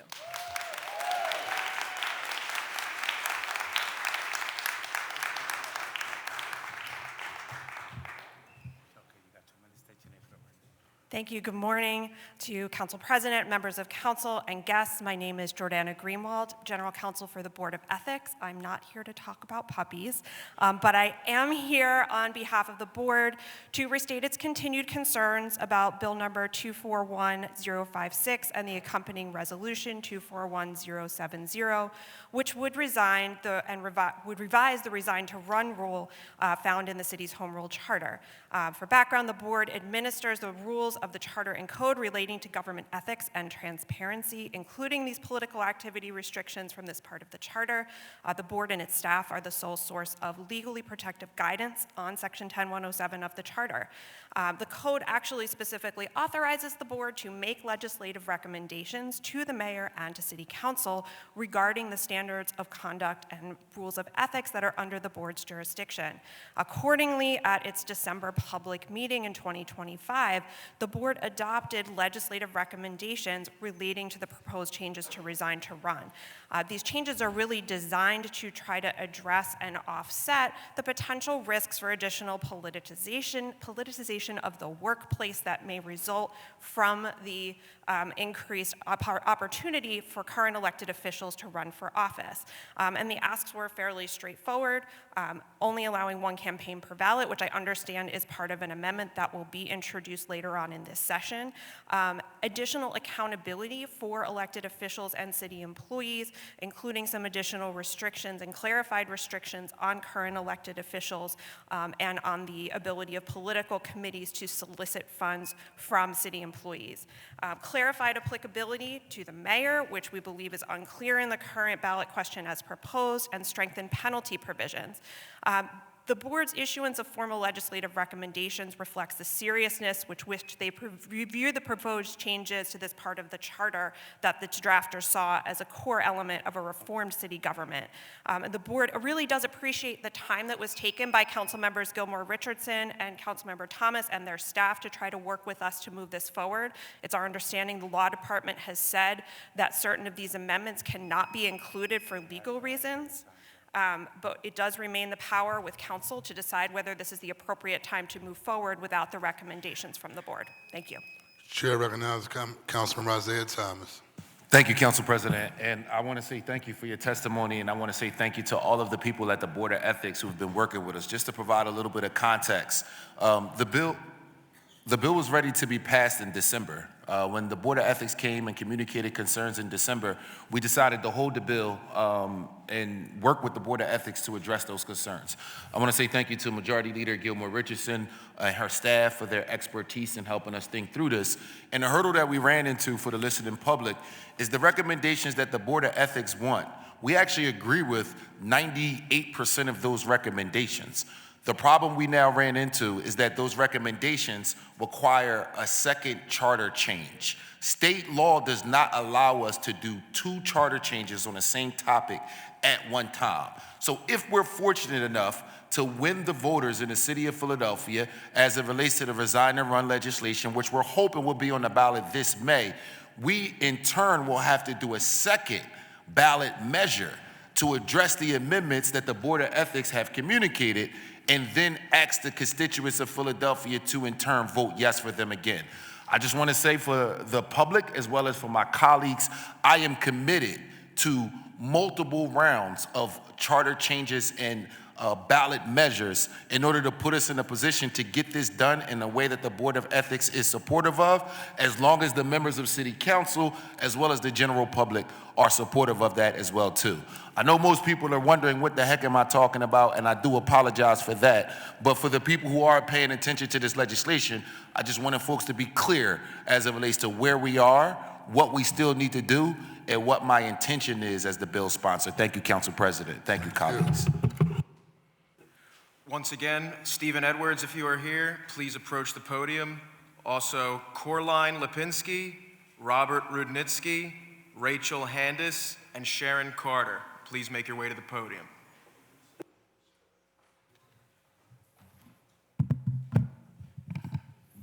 Good morning, everyone. Stephen David Edwards. A lot of people here know me as David. This is my first time speaking at City Council, so don't beat me up too bad, okay? First and foremost, as far as the bill that I've seen that I like, that I wanted to talk about is the Resign or Run bill by Councilman Member Thomas, 241070. My daytime job is a recruiting manager. I work for billion-dollar companies like Tyson, Purdue Chicken, Welch's Grape Juice, so this makes sense. You shouldn't have to resign from office, in order to run for public office. So I do agree with that, and I do also agree with Councilman Jones' resolution for Joyce Hill Way. She was a very special lady, and she should have something named after her. So what I do want to talk about to this council is this. First and foremost, I've gotten a chance to tour with you, Councilwoman Lozada, when we did the touring of Kensington. Just so you guys know who I am, I'm the CEO of a lot of entertainment brands here in the city of Philadelphia. The one that everyone knows me most about is Silent Philly. So what Silent Philly is, if Mayor Parker is Miss One Philly, I'm Mr. One Philly, because Silent Philly has been bringing districts together for 11 years. I have a party right here inside of City Hall where I bring all people from all districts, white, black, Asian, Spanish, together through music, the universal language. We have 3 DJs. They do pop, rock and roll, EDM, top 40, rap, hip hop, whatever you like, they do it. So that's who I am. I'm a person that historically has the proven results of uniting the city of Philadelphia. So what I wanted to say to the council members and to everybody here, these people up here, they have some of the hardest jobs in the world.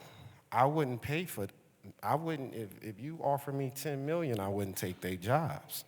And the reason is despite what they do, there's always somebody that's got something to say, right? No matter how good y'all do, they got something to say. And the reason why I know is because I look in the comments, right? I look and I see the people who say bad things about you guys. But you guys are doing a good job. And I go into y'all offices, and these people are in there working. I've been in these people's office, and You they're got a working. day job, bro? You looking for So work? I just wanted to tell y'all, first and foremost, man, y'all doing a good job. I appreciate y'all hard work. And I want to get in a fight with y'all if y'all let me. I got some good stuff to get in a fight. So to do without the taxpayers' money, how do that sound? All right, thank you guys.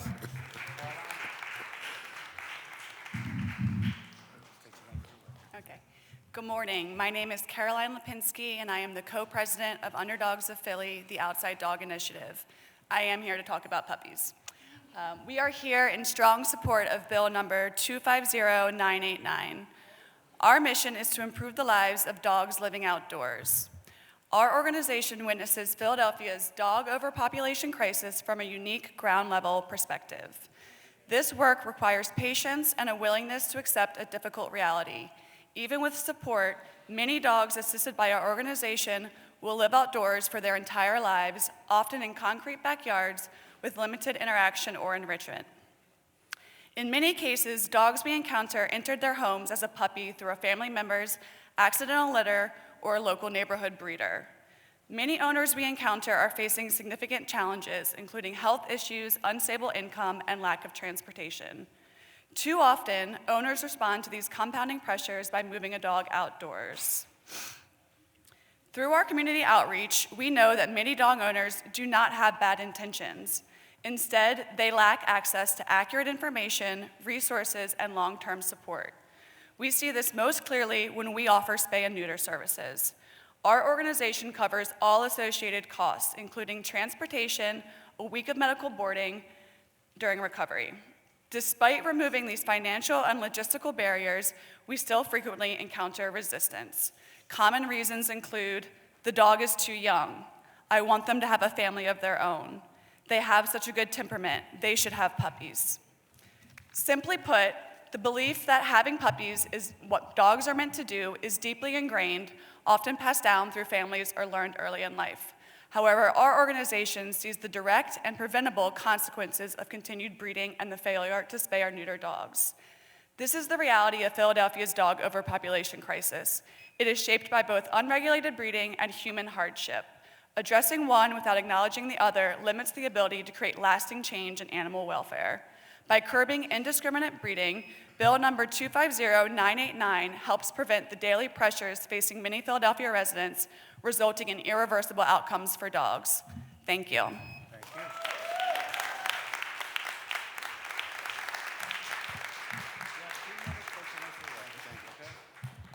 Thank you, Council. I appreciate your time. My name is Robert Rudnitsky, and I am here today to discuss the Tobacco Shop Regulation Bill, Bill number 251097.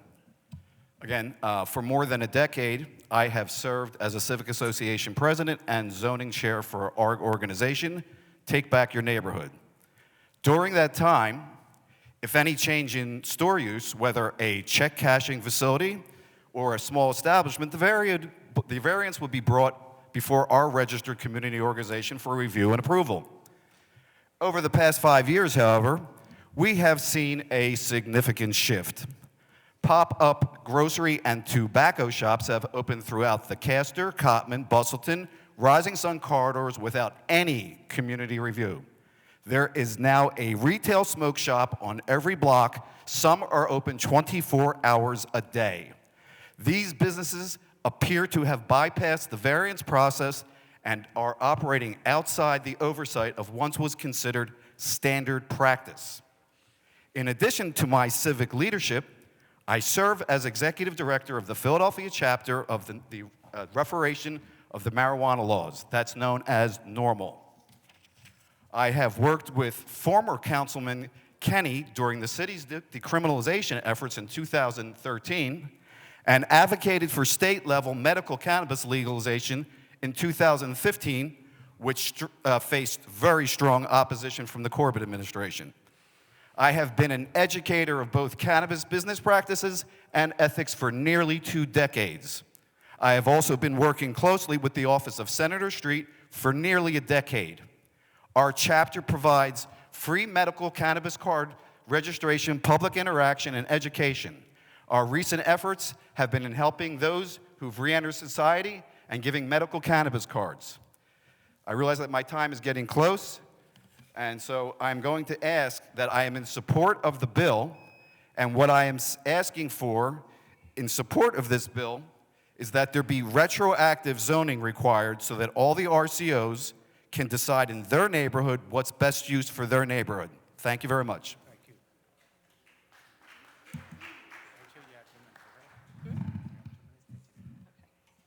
Good morning. My name is Rachel Handis, and I'm a content creator in Excuse Philadelphia. me 1 second, Rachel. Just 1 second. The chair recognizes Councilmember Curtis Jones, Jr. Sorry to interrupt, Mr. President and Rachel, but I'll be damned if I give a blank check to any neighborhood to bring marijuana on our commercial corridors. It is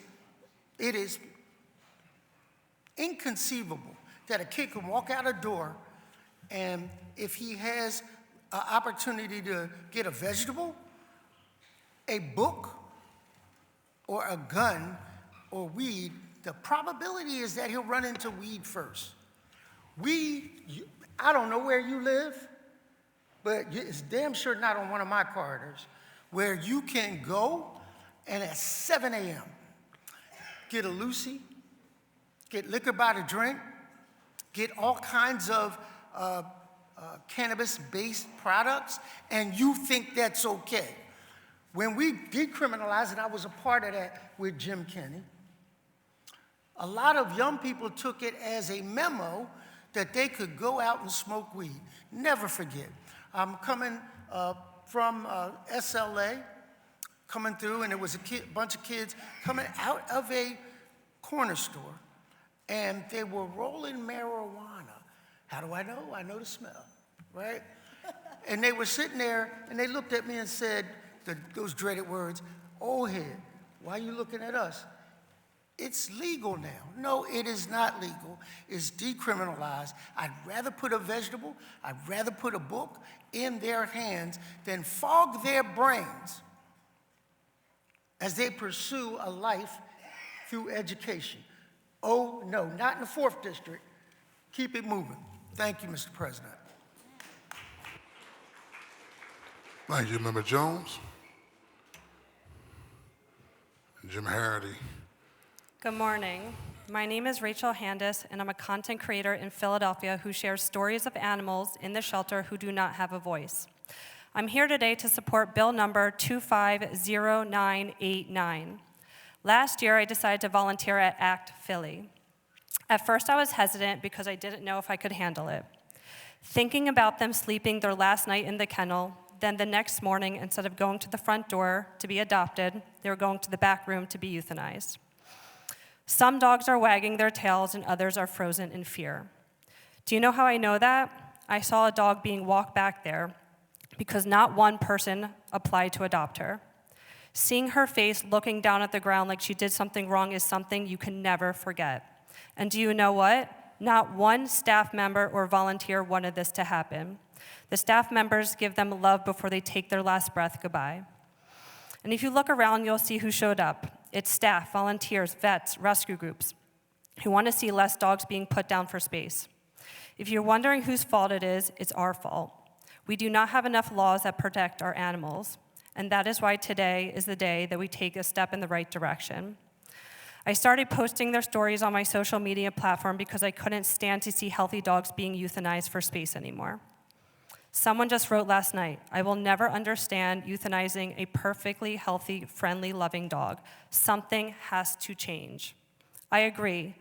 That changes this bill. Thank you for your time and consideration.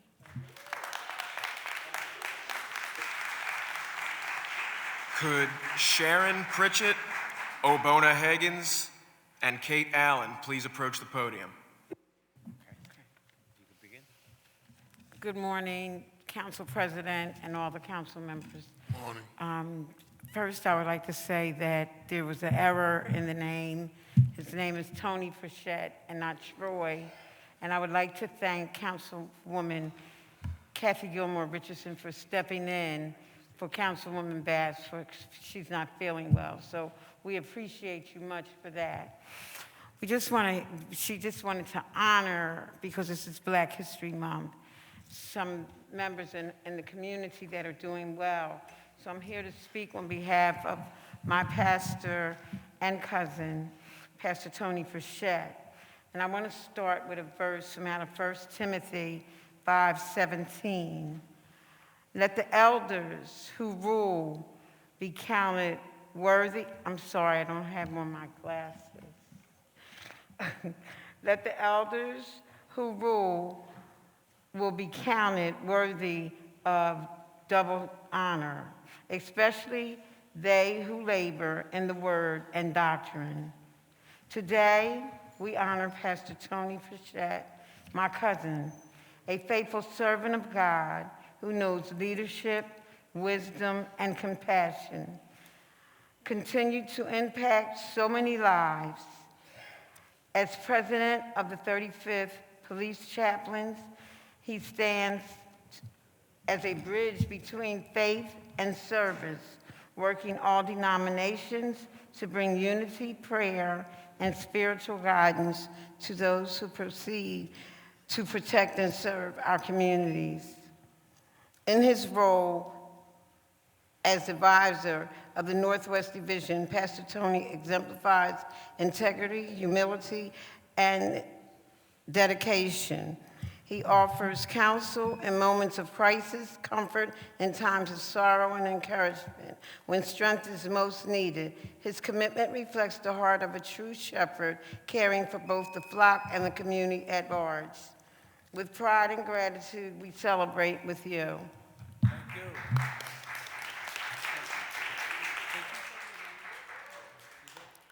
Let's first address the elephant in the room. I am not Mayor Sherelle Parker.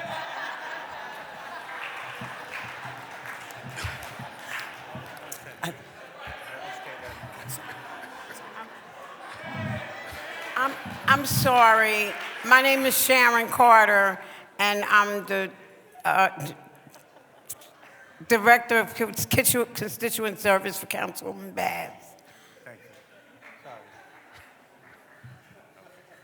Not to take up any more time, but want to say greetings to President, council members, and all the guests. My name is Sharon Pritchett. I am the wife of the recipient of the resolution for Pastor Tony Pritchett. Pastor Tony Pritchett is the founder and senior pastor of Provision of Grace World Mission Church for 26 years, a church that's located in the West Logan section of Philadelphia, serving with a holistic approach to ministry, mind, body, and soul. It is also the location of the West Logan CDC, where Pastor Tony is the CEO. It is dedicated to revitalizing our community by addressing critical issue needs such as housing initiatives, educational programs, health and wellness services, job training opportunity, parenting, and mental health support. For over 20 years, Pastor Tony has served as the president of the 35th Police District Chaplaincy. Due to his unwavering commitment, he was appointed advisor of the Northwest Division of the Philadelphia Police Chaplaincy Program. This program bridges the gap between Philadelphia police officers and the community, as well as supporting officers with counsel and prayers. Alongside the leadership of Pastor Tony, the 35th District Police Chaplaincy initiated the Heroes of the Community event. It's a celebration where we honor and award police officers, civic leaders, and grassroots individuals who go above and beyond the call of duty for the past several years, 7 years. I congratulate my husband, Pastor Tony Pritchett, on this well-deserved recognition for all that he has done and all that he is doing for our community, our city, and our church in the name of Christ. Amen.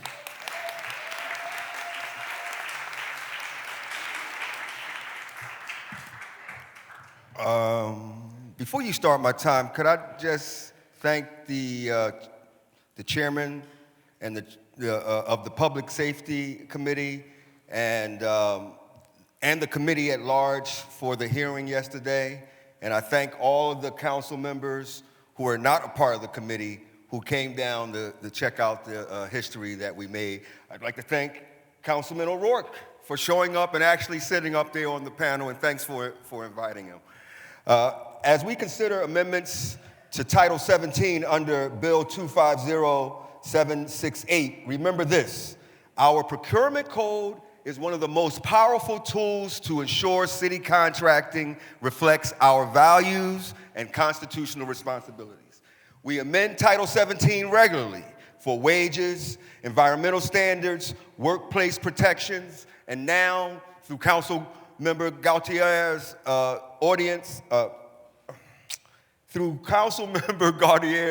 ordinance, responsible waste handling practices. It is a living framework shaping how Philadelphia spends its dollars and what standards we demand from those doing business with our city. But there is a deeper obligation. The 13th Amendment does more than prohibit slavery. It does more than prohibit slavery. It imposes a duty to identify and dismantle the badges, vestiges, and incidents of slavery, the structural systems that perpetuate racial subordination. The Supreme Court has affirmed this. Jones v. Alfred H. Mayer Company.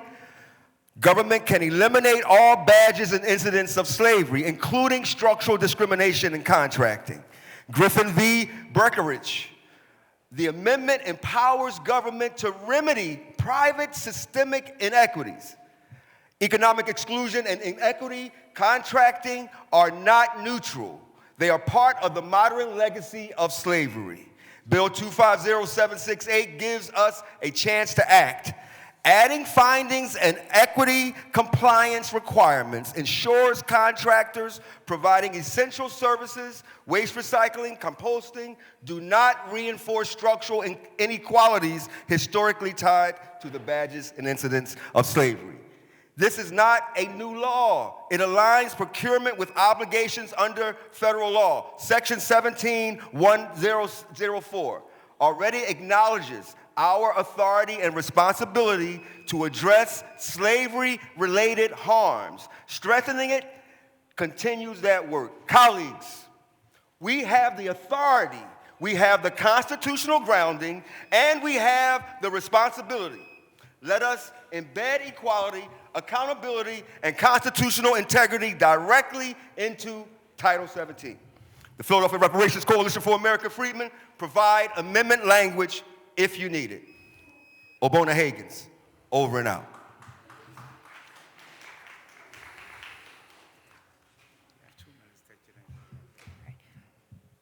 My name is Kate Allen, and I'm the president of the Queen Village Neighbors Association.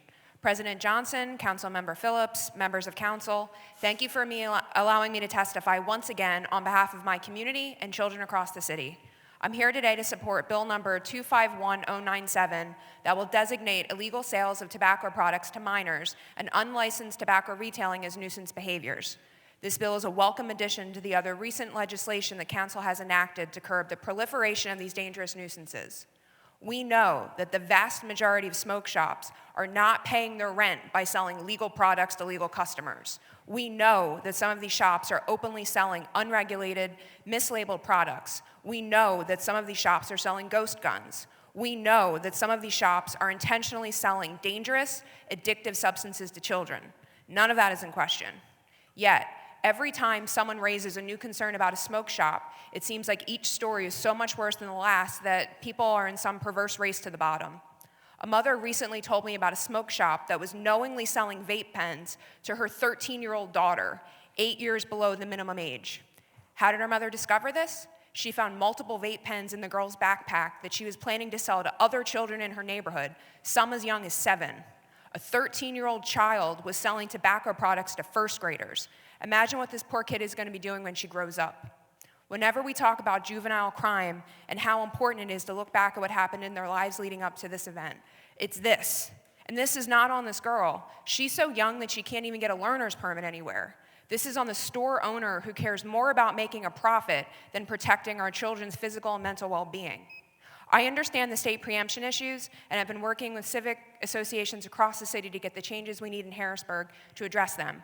But using them as an excuse to do nothing is unacceptable. It just means we have to get creative in the interim. There are a lot of words that you could use to describe knowingly selling tobacco products to a child, the most polite of which is nuisance behavior. I applaud Councilman Phillips for taking this very necessary step to protect our children. Thank you.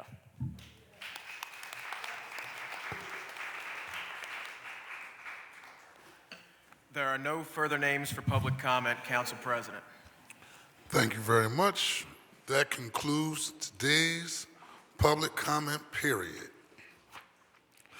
We will now consider the bills and resolutions on the second reading and final passage calendars. Would the clerk please read the title of resolution number 241040, 241070.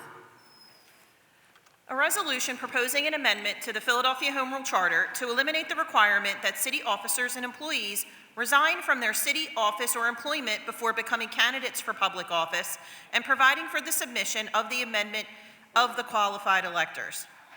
Thank you very much. The chair recognizes Councilman Isaiah Thomas for a motion. Thank you, Council President. I move for the adoption of the amendments. Do you here like to offer an amendment, sir, on resolution number 241070? Yes, Council President, I move for the adoption of the amendments. That amendment has been properly circulated to everyone in City Council. Council President. Thank you, Council President. I would like to offer an amendment to resolution number 241070. A copy of the amendment has been circulated to all members of council, and I move for the adoption of the amendment. It has been moved and properly seconded that amendment to resolution number 241070 be adopted. All those in favor signify by saying aye.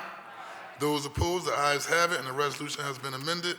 This resolution will be placed on the final passage calendar for our next session of council. Would the clerk please read the title of resolution number 251108?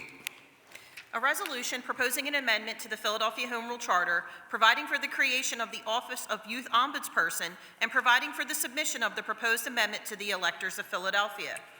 Chair recognizes Councilmember Jamie Gauthier for a motion regarding resolution number 251108. Thank you, Council President. I move for the adoption of the resolution. It has been moved and properly seconded that resolution number 251108 be adopted. All those in favor will signify by saying aye. Those opposed, the ayes have it. The motion carries. The resolution is adopted. Would the clerk please read the title of resolution number 260097? A resolution expressing support for Jerome Richardson and our First Amendment rights in the face of political persecution against protesters by the Trump administration. Chair recognizes Councilman Jamie Gauthier for a motion regarding resolution number 260097. Thank you, Council President. I move for the adoption of the resolution. It has been moved and properly seconded that resolution number 260097 be adopted. All those in favor of the motion will signify by saying aye. Those opposed, the ayes have it. The motion carries. The resolution is adopted. Would the clerk please read the title of resolution number 260099? A resolution renaming the 3000 block of West Harper Street, Jill Hoyce Way, to honor the life and legacy of Joyce Hill. Chair recognizes Councilmember Jones for a motion regarding resolution number 260099. Thank you, Mr. President. In conjunction with Jeffrey Young, a member of this body, I move for the adoption. It has been moved and properly seconded that resolution number 260099 be adopted. All those in favor of the motion will signify by saying aye. Those opposed, the ayes have it. The motion carries. The resolution is adopted. Will the clerk please read the title of bill number 250989-A? An ordinance amending Title 10 of the Philadelphia Code entitled Regulation of Individual Conduct and Activity by adding a new section to impose a temporary moratorium on the breeding and transfer of puppies, all under certain terms and conditions. This bill had been read on 2 different days. The question now is, shall the bill pass finally? Chief Clerk, please call the roll. Councilmember Phillips. Aye. Councilmember Gilmore Richardson. Aye. Councilmember Gautier. Aye. Councilmember Thomas. Aye. Councilmember Jones. Aye. Councilmember Landau. Aye. Councilmember Losada. Aye. Councilmember Young. Aye. Councilmember Brooks. Aye. Councilmember Harity. Aye. Councilmember O'Rourke. Aye. Councilmember Driscoll. Aye. Councilmember Squilla. Aye. Councilmember Ahmed. Aye. And Council President Johnson. Aye. The ayes are 15 and nays are 0. Majority of all members having voted in the affirmative, the bill passes. The clerk please read the title of bill number 251097.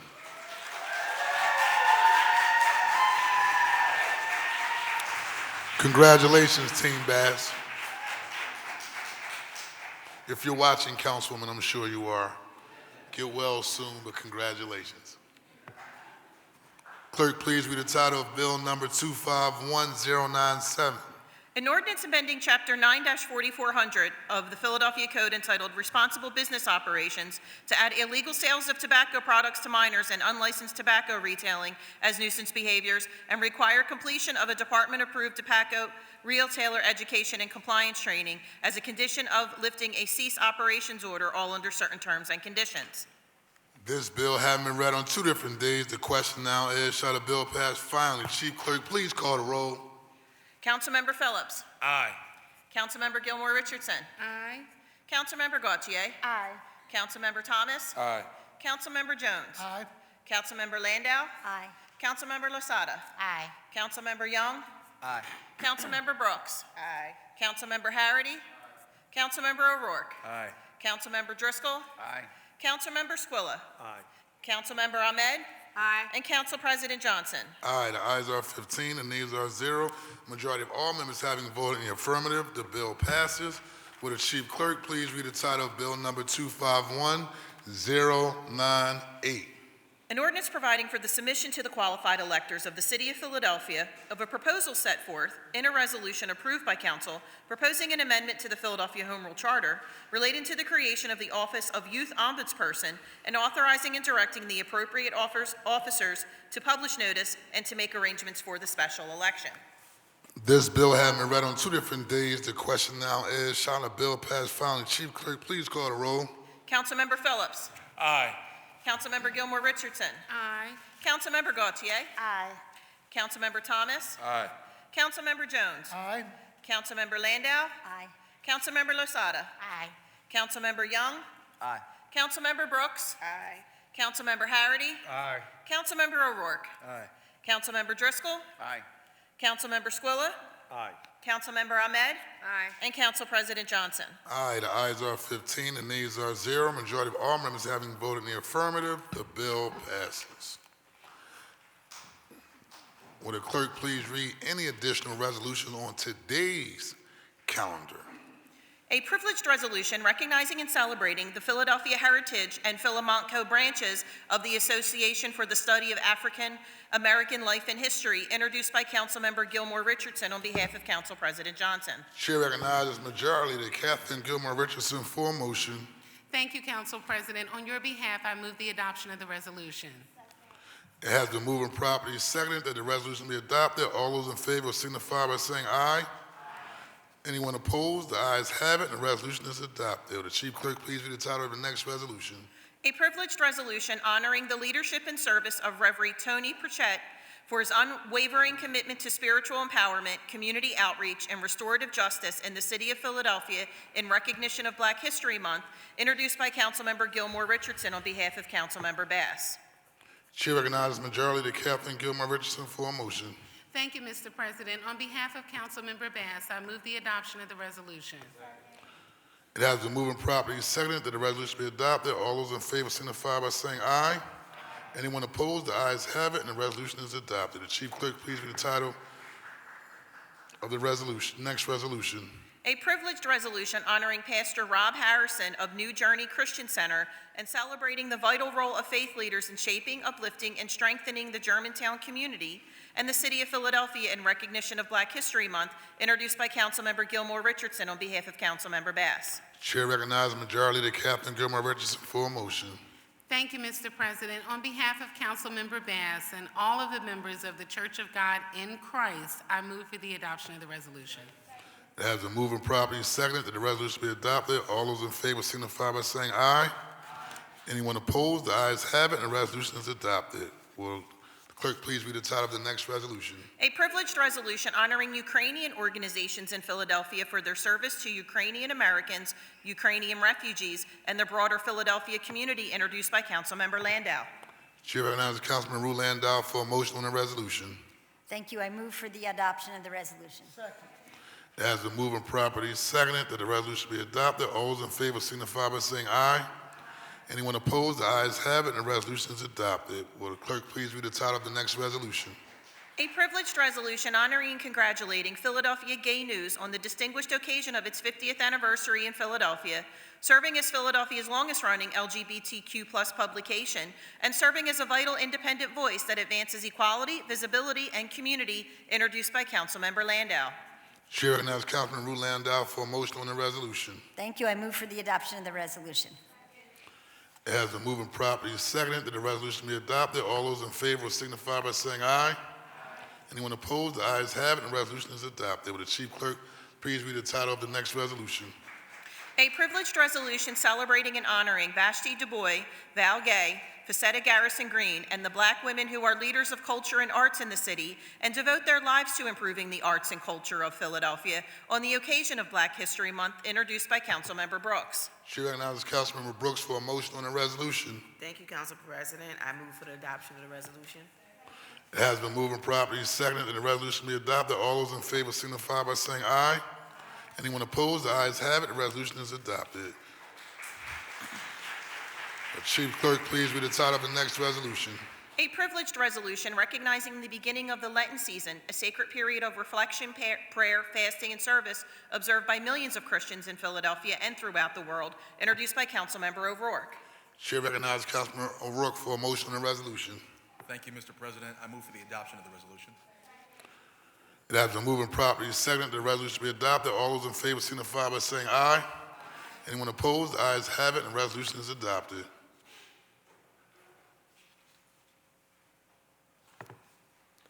Chief Clerk, please read the title of the next resolution. A privileged resolution recognizing and honoring the life of trailblazing civil rights leader, dedicated public servant, and lifelong activist, Reverend Jesse Jackson, introduced by Councilmember O'Rourke. I'm going to ask for everybody to stand. I'm going to recognize Councilman Nicholas O'Rourke for a motion on the resolution. Thank you, Mr. President. In honor of the late Reverend Jesse Jackson, I do move for the adoption of that resolution. We'll have a silent vote.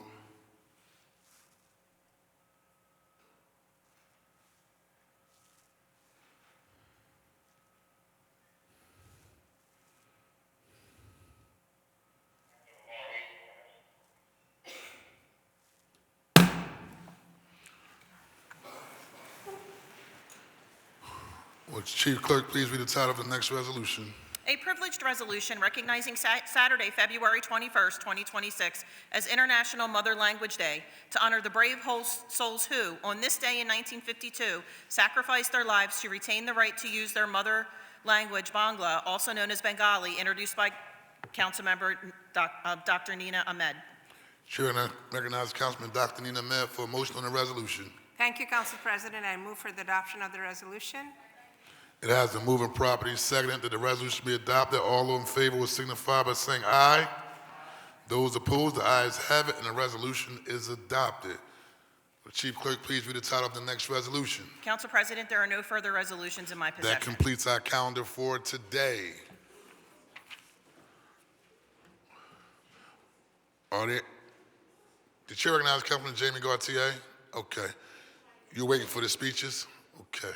See what Curtis Jones done started with the young folks. Chair recognizes Councilmember Catherine Gilmore Richardson. Thank you. Thank you very much, Council President. I must be excused for council business. I'm respectfully requesting a leave. Leave is granted. Thank you very much, Majority Leader. Chair also recognizes Councilman Curtis Jones, Jr. Thank you, Mr. President. I have business in City Hall that I must attend to. Leave is granted, sir. Anybody else need to make a leave? All right. Chair recognizes, Chair, I need speeches on behalf of the minority. Chair recognizes Councilmember Kendra, Minority Leader Brooks. Thank you, Council President. This Black History Month, with the removal of the slavery memorial at the President's house, we are facing new and vicious attacks on our history and culture. Here in Philadelphia, with the upcoming celebrations of 2026, it's more important than ever that we show our joy, our pride, our strength as Black Philadelphians. Our art and culture have helped to define what it means to be American, and they have made Philadelphia a global destination for art and culture. So today, I'm proud to introduce a resolution celebrating and honoring Vashti Du Bois, Val Gay, and Facetta Garrison Green, and the Black women who are leaders of culture and arts in our city. As the Chief Cultural Officer of Creative Philadelphia, Val Gay is preparing our city to show off our art and culture for many visitors during 2026. Facetta Garrison Green has led the way for generations of Philadelphians to enjoy Black music and culture at the Dell and across our city. And as the founder of the Colored Girls Museum in Germantown, Vashti Du Bois has created a unique space for Black women and girls to hold on to our history and celebrate each other. And I am deeply grateful to these Black women for their visionary leadership and their heroic efforts to protect and uplift Black culture in our city. I also want to take a minute as well to honor the legacy and life of the Reverend Jesse Jackson.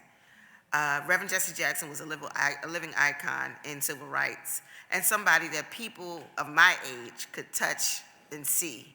You know, we are entering a time where many of our elders are moving on into the next day of life, and it's important that we continue that work. And, you know, it means supporting younger activists today, like our Black Lives Matter movements, who are too often dismissed by politicians who don't like their tactics.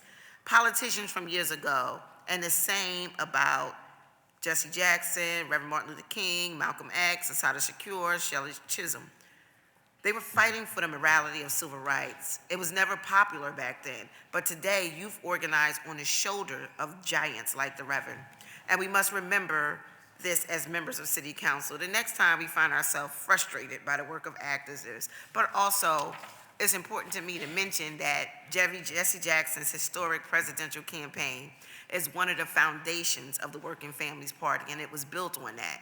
And his Rainbow Coalition still endures today, and has only grown stronger. And I have my fond memories of Reverend Jackson growing up in Triumph Baptist Church. He was like a staple with Reverend James S. Hall.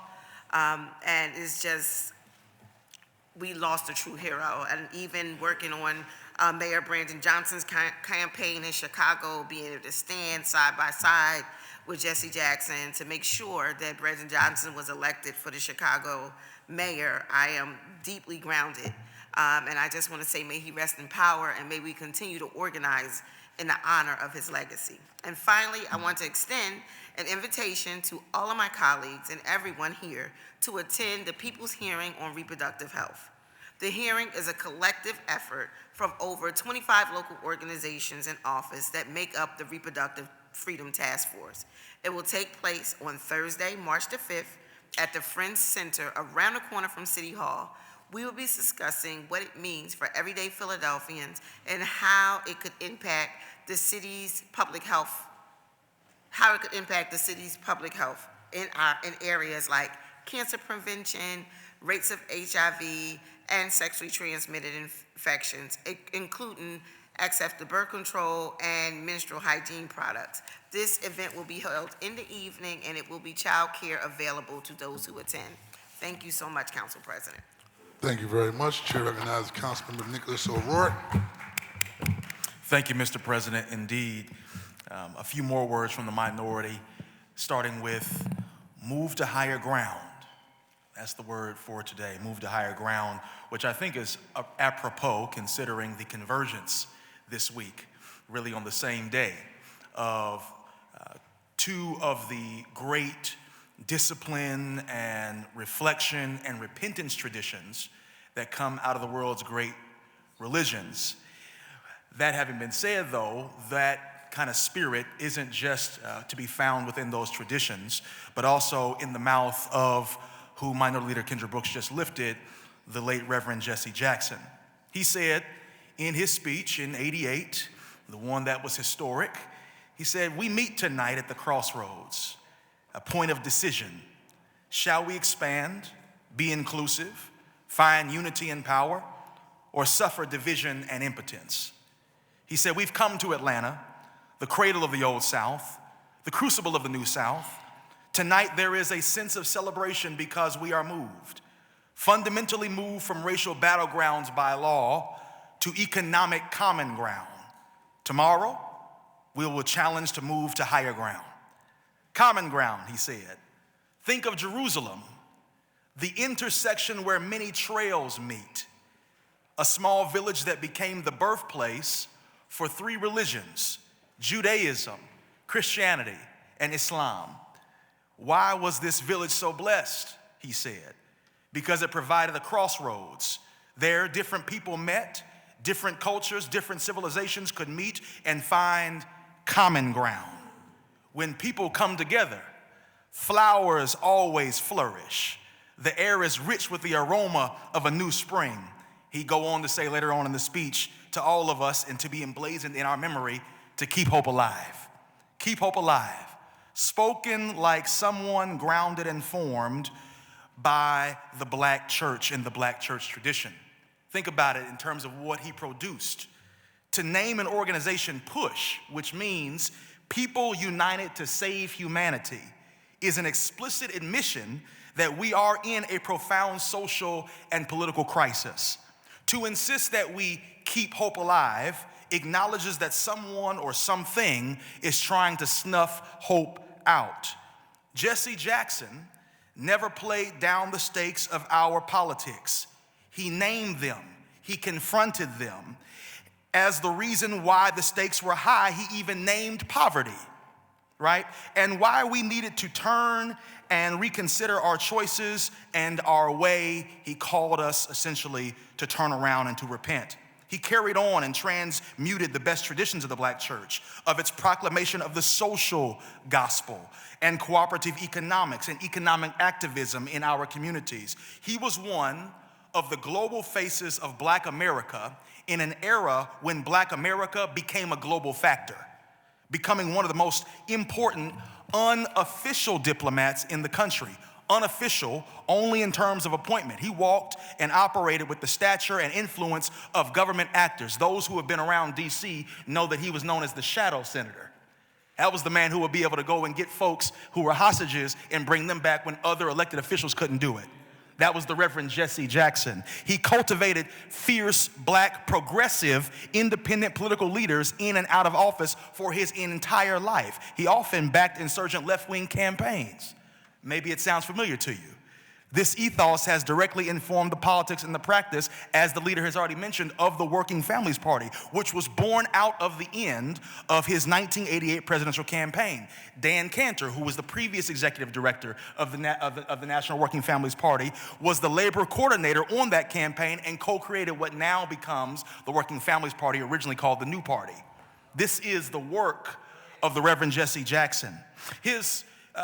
As I said, he was part of the black church. He was a griot, as it were, a prophet to the people. He was also an actual co-pastor. He was the co-pastor of the Fellowship Missionary Baptist Church in Chicago. Chicago was on fire right now in light of the transition of one of their leaders. And the current pastor of that church, the Reverend Reginald Sharp, actually had this to say about him. He said, "Few men become symbols. Over time, Reverend Jackson transcended flesh and was transformed into a symbol of hope, a symbol of resilience, a symbol of compassion. Symbols demand more than our commemoration. They demand our commitment. They demand our commitment. That is so important for us to recognize, that we see that at the start of this Lenten and Ramadan season, a symbol has died. And a reminder of what we must do when that happens is this. When there is death amidst our ideals and our symbols, we bring life back to our ideals and our symbols when we rethink them. That is the logic behind repentance. To rethink, to reconsider, to think again. My late mentor, the Bishop Carlton Pearson, was always particularly pricked by Donald Trump's resistance to repentance, because it means that you're not even willing to rethink, which is deadly for anybody, let alone leaders. We should all be willing to think, to rethink, and to think again. Pope Leo just said yesterday in his Ash Wednesday reflection, how rare it is to find adults who repent. People, businesses, and institutions who admit they were wrong. How refreshing it would be if we would allow what this season offers us. Time for reflection, time for devotion, time for reconsideration of our way and how we might go about and live another way. I think we would be much better for it. Between Christians and Muslims, today I had the honor of having Rabbi Sean Zevitt of Mishkan Shalom Synagogue offer our invocation. We have all these great traditions converging at this time, and I think we're feeling that energy. But I think between Christians and Muslims, there are hundreds of thousands of Philadelphians who have this week determined to adhere to this particular spiritual discipline, a particular turn away from ourselves and towards those higher things, those purer practices, those higher hopes and deeper devotions, to find and refine oneself from the inside out. So to those adherents, those observants, and to those who aren't, for that matter, every morning when I wake up, I say a little prayer for you, and I hope you pray for me. Let this season be one where we can rethink, reconsider, repent, and in doing so, do what the Reverend Jackson called us to do. Go a little bit higher. May it be so of all of us. Thank you, Mr. President.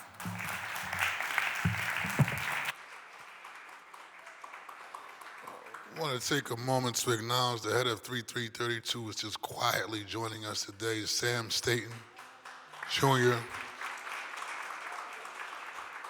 as well as the CEO of Big Block Entertainment, Mr. Walt Reeder Jr., quietly joining us today. Thank you very much, sir. Any speeches on behalf of the majority? The chair recognizes Councilwoman Jamie Gautier. Thank you, Council President. Today, we enacted a ballot question that, if approved by voters, would make the office of the Youth Ombudsperson permanent. The office of the Youth Ombudsperson promotes the health, welfare, education, safety, well-being, and re-entry of Philadelphia youth placed in juvenile justice, child welfare, or behavioral health residential care facilities. A study found that between 2010 and 2018, children in PA residential facilities were physically maltreated 156 times, exposed to inappropriate sexual contact 73 times, and suffered at least 43 incidents of verbal maltreatment by staff. 44% of the facilities reviewed had repeated violations of physical or sexual maltreatment of children.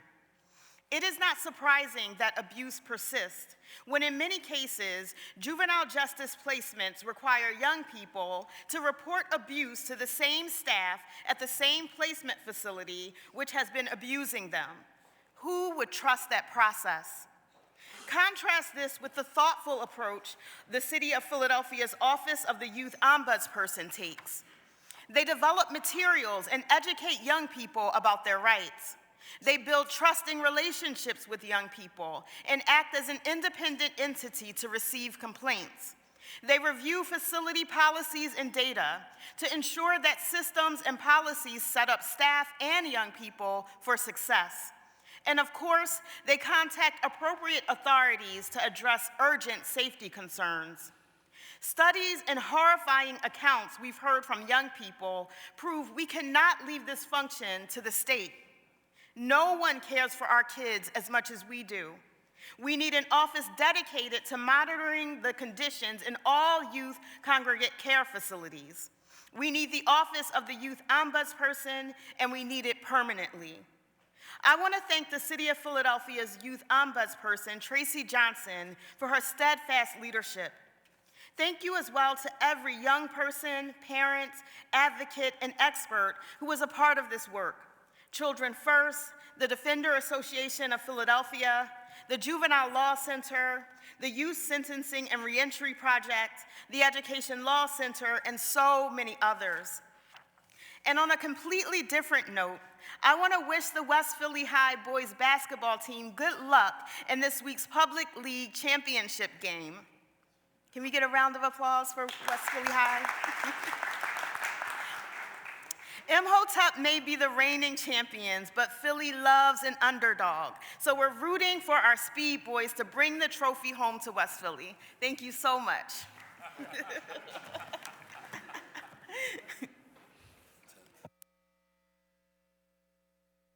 Just handling your business, sir. Chair recognizes Councilman Dr. Nina Med. Thank you, Council President. I want to start by recognizing the real public health milestone that happened yesterday.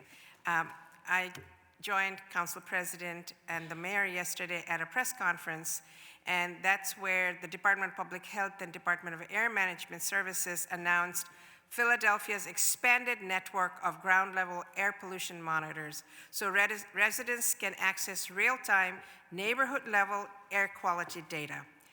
That matters because air quality isn't theoretical. It's asthma, it's missed school, it's emergency room visits, it's long-term heart and lung disease, and when the data is public and local, it helps residents protect themselves, and it helps government act with precision and accountability. But public health doesn't work if people can't access information, trust it, and understand it. Philadelphia is one of the most diverse cities in the country, and our residents speak more than 85 native languages and dialects. That's why I introduced a resolution recognizing International Mother Language Day to honor linguistic diversity and reaffirm that language access is part of dignity, justice, and opportunity. Because in healthcare, language can make the difference between prevention and crisis.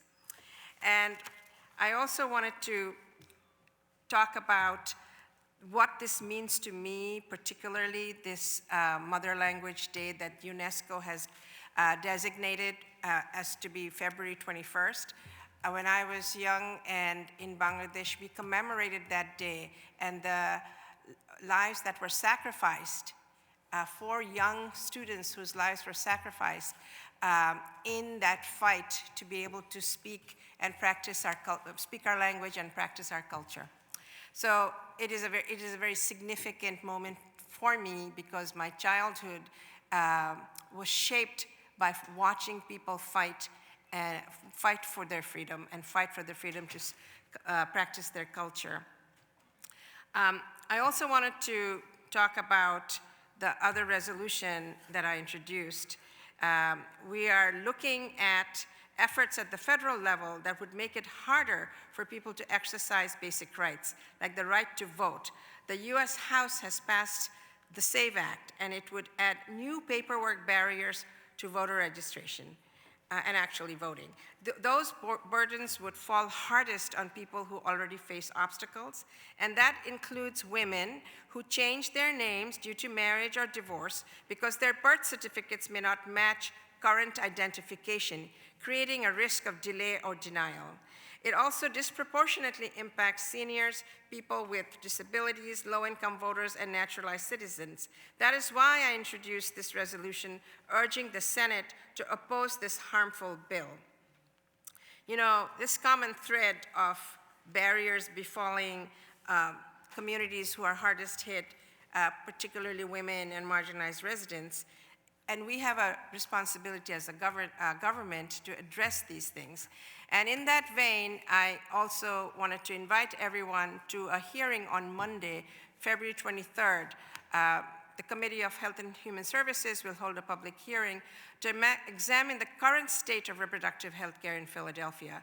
And I'm really pleased that we're going to have another hearing, the people's hearing that my colleague Kendra Brooks is hosting soon after, and Philadelphia is going to pay attention to these issues.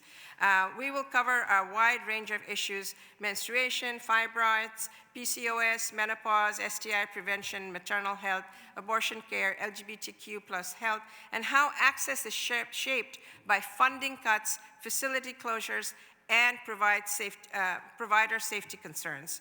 So, and before I end, I don't see this young man here who was sitting right here. I wanted to congratulate Ray Johnson, who is moving from my office to Councilmember Jay's office and getting promoted from policy advisor to legislative director. So we wish him well.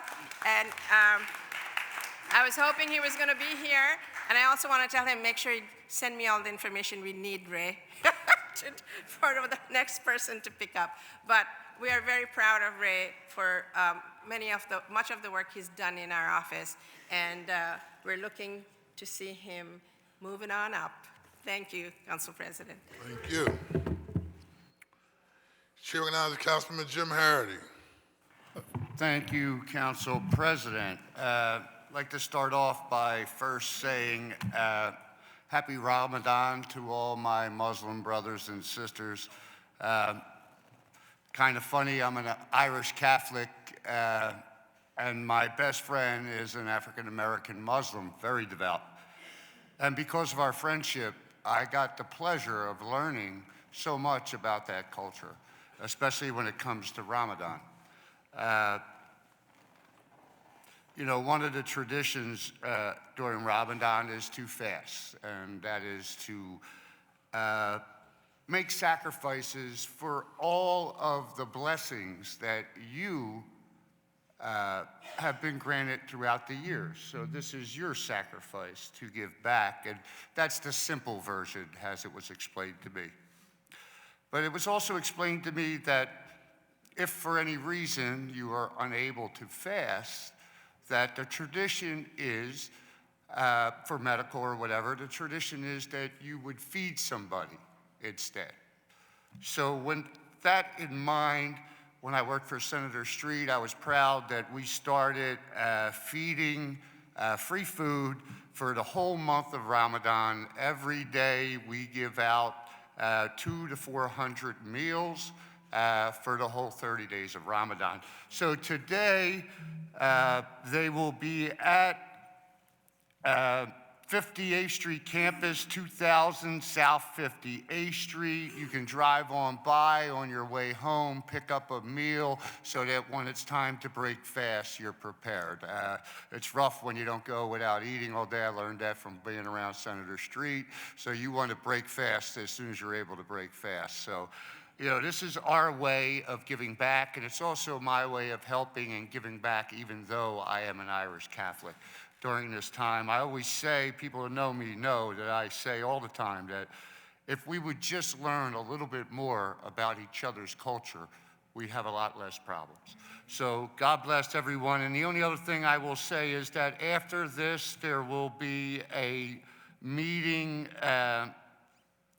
across the hall for, I'm hosting a briefing for immediately following council for Friends of the Children. This organization is a mentor program pairing students with mentors from middle school through high school. Please come get some information, and of course there will be food provided. Thank you, Council President. Thank you. Chair recognizes Councilman Jeffrey J. Young. Thank you, Mr. President. First, in the spirit of some of my colleagues, I just want to mention the season that we're in right now. And I want to first wish, the residents of the city of Philadelphia, the constituents, my family, Ramadan Mubarak. This is a time where families gather, right? And you look at Philadelphia, look at the black population here in the city of Philadelphia. This is going to be a great time for some of our families to get back in touch with one another, right? That's how we grow our community. That's how we ensure our community thrives, is by just staying together as a family. And I hope that this Ramadan, our community gets together as a family. And on that note, our toy drive is live. And so for those who would like to participate, we have several locations where you can drop off toys for those who will be celebrating Ramadan throughout the month at my office, room 586 City Hall, at our district office, 2815 Ridge Avenue, at the city commissioner's office at Broad and Dolphin, and also at Penrose Rec Center. We will be collecting toys throughout the month of Ramadan. And yesterday was Ash Wednesday for those in the Christian faith. Celebrating a time where, it's time to maybe let go of some things that we don't necessarily need. So you think about that, then you also think about a couple days ago, it's Lunar New Year, and if those who know what season we're in, it's the fire horse. So just look that up and just know I'm with all of that energy right now. So just know what that is. But on a more serious topic, I want to let the community know that we have an RFP out for development right now, and around 19th and 20th in Norris, for about over 20 properties for development for turnkey. So if you are interested and you want to participate in the development of your community, please visit thephillylandbank.org. There's a pre-submission Zoom conference tomorrow at 10 a.m. The RFP closes on April the 8th. So if you want to be a part of the development of your community, please apply for this RFP. There will be community meetings to discuss this and other projects as well throughout the 5th Council District. On the same note, Love Park, I'm excited for its revitalization of the Saucer Building. There was a pre-RFP meeting yesterday with some vendors who are eager to apply to help us revitalize that space that has been abandoned for some time here in Center City. Looking forward to those responses as well. And that's all I have for today, Mr. President. Thank you. Thank you. Chair recognizes Councilman Dr. Anthony Phillips. Thank you, Council President. I rise today to say that we must protect our children at all costs. That is why today thanks to the support of our colleagues, I was able to have a bill that was so important in protecting our children passed today. Quite frankly, in the city of Philadelphia, we have so many individuals, stores that sell tobacco products to our children. And as a result of these tobacco products being sold to our children, at times these businesses are caught and they're shut down, but they're reopened again. And oftentimes they end up doing it again because they know that they can keep having this happen over and over again. Today's bill that was passed by members of the City Council, and I'm thankful that we had their support, establish mandatory education and compliance training for retailers who violate the law. Business owners who are cited must complete education training within 60 days and provide proof of compliance before they are able to receive a permit or renew their operations and have the ability to resume their business. It's not punitive, it's about responsible governance, and we want to make sure that young people are protected. We also know that young people are affected by tobacco, and it's a preventable illness, and early exposure can really cause long-term addiction, so we have to protect them. So what we're saying here is if you violate the law, you will be required to understand the law. If you put young people at risk, you will be held accountable. So I'm thankful for all of our colleagues for supporting this initiative and providing safeguards for young people in the city of Philadelphia. And lastly, I just want to note that we lost a giant. One of the reasons why I decided to enter the world service at a young age was because of leaders like Reverend Jesse Jackson. I am beyond at a loss of words because Jesse Jackson meant a lot to me. growing up. People used to say, you're just like Jesse Jackson, or you're connected to Jesse Jackson, you talk like Jesse Jackson. I mean, I always wanted to be an agent of social change. I didn't know what that looked like as a young person, but I remember having watched Eyes on the Prize films and, you know, reading books about the civil rights movement, and Jesse Jackson was always at the forefront. He challenged systems that profited from harm, and he demanded accountability from institutions that failed the people they serve. His work reminds us that policy is a moral work, and we have to protect our young people. So the bill that I did today protects children from illegal tobacco sales. That is justice, and it's in the spirit of Jesse Jackson, who was always concerned about our young people. So with that being said, Council President, let's continue to work in the spirit of Jesse Jackson. Let's continue to be thoughtful, and let's continue to fight because his work carries on through our legacy. Thank you so much. Thank you very much. Chair recognizes Councilman Rulandau. Thank you, Council President.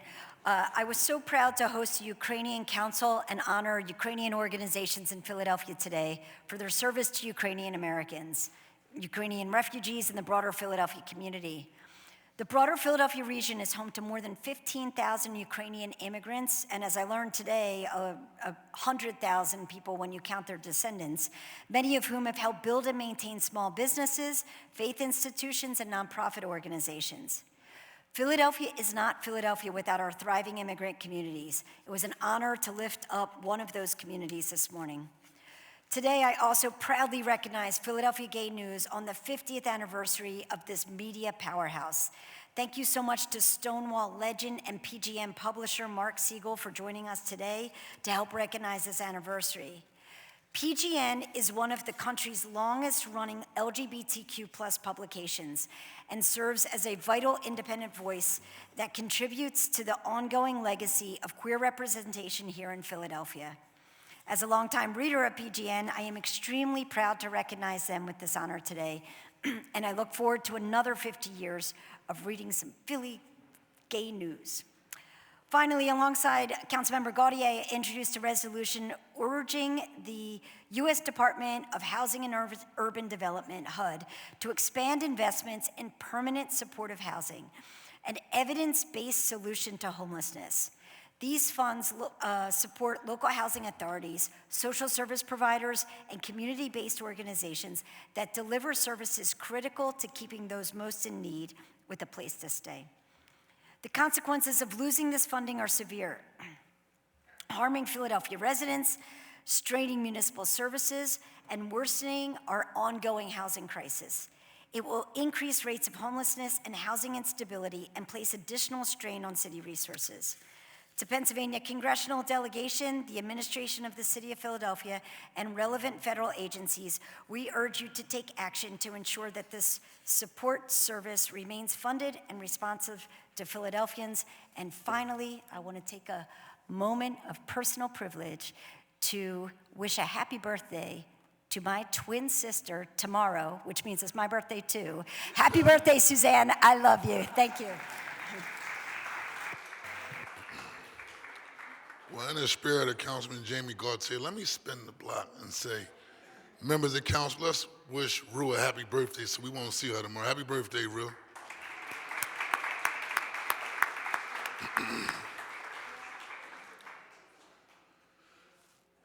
Hearing no more speeches, the chair recognizes Councilman Isaiah Thomas for a motion to adjourn. Thank you, Council President. I move that council stands adjourned until Thursday, February 26, 2026 at 10 a.m. All those in favor will signify by saying aye. Anyone opposed? Ayes have it. Thank you very much. We will see you next Thursday, February the 26th. Thank you very much.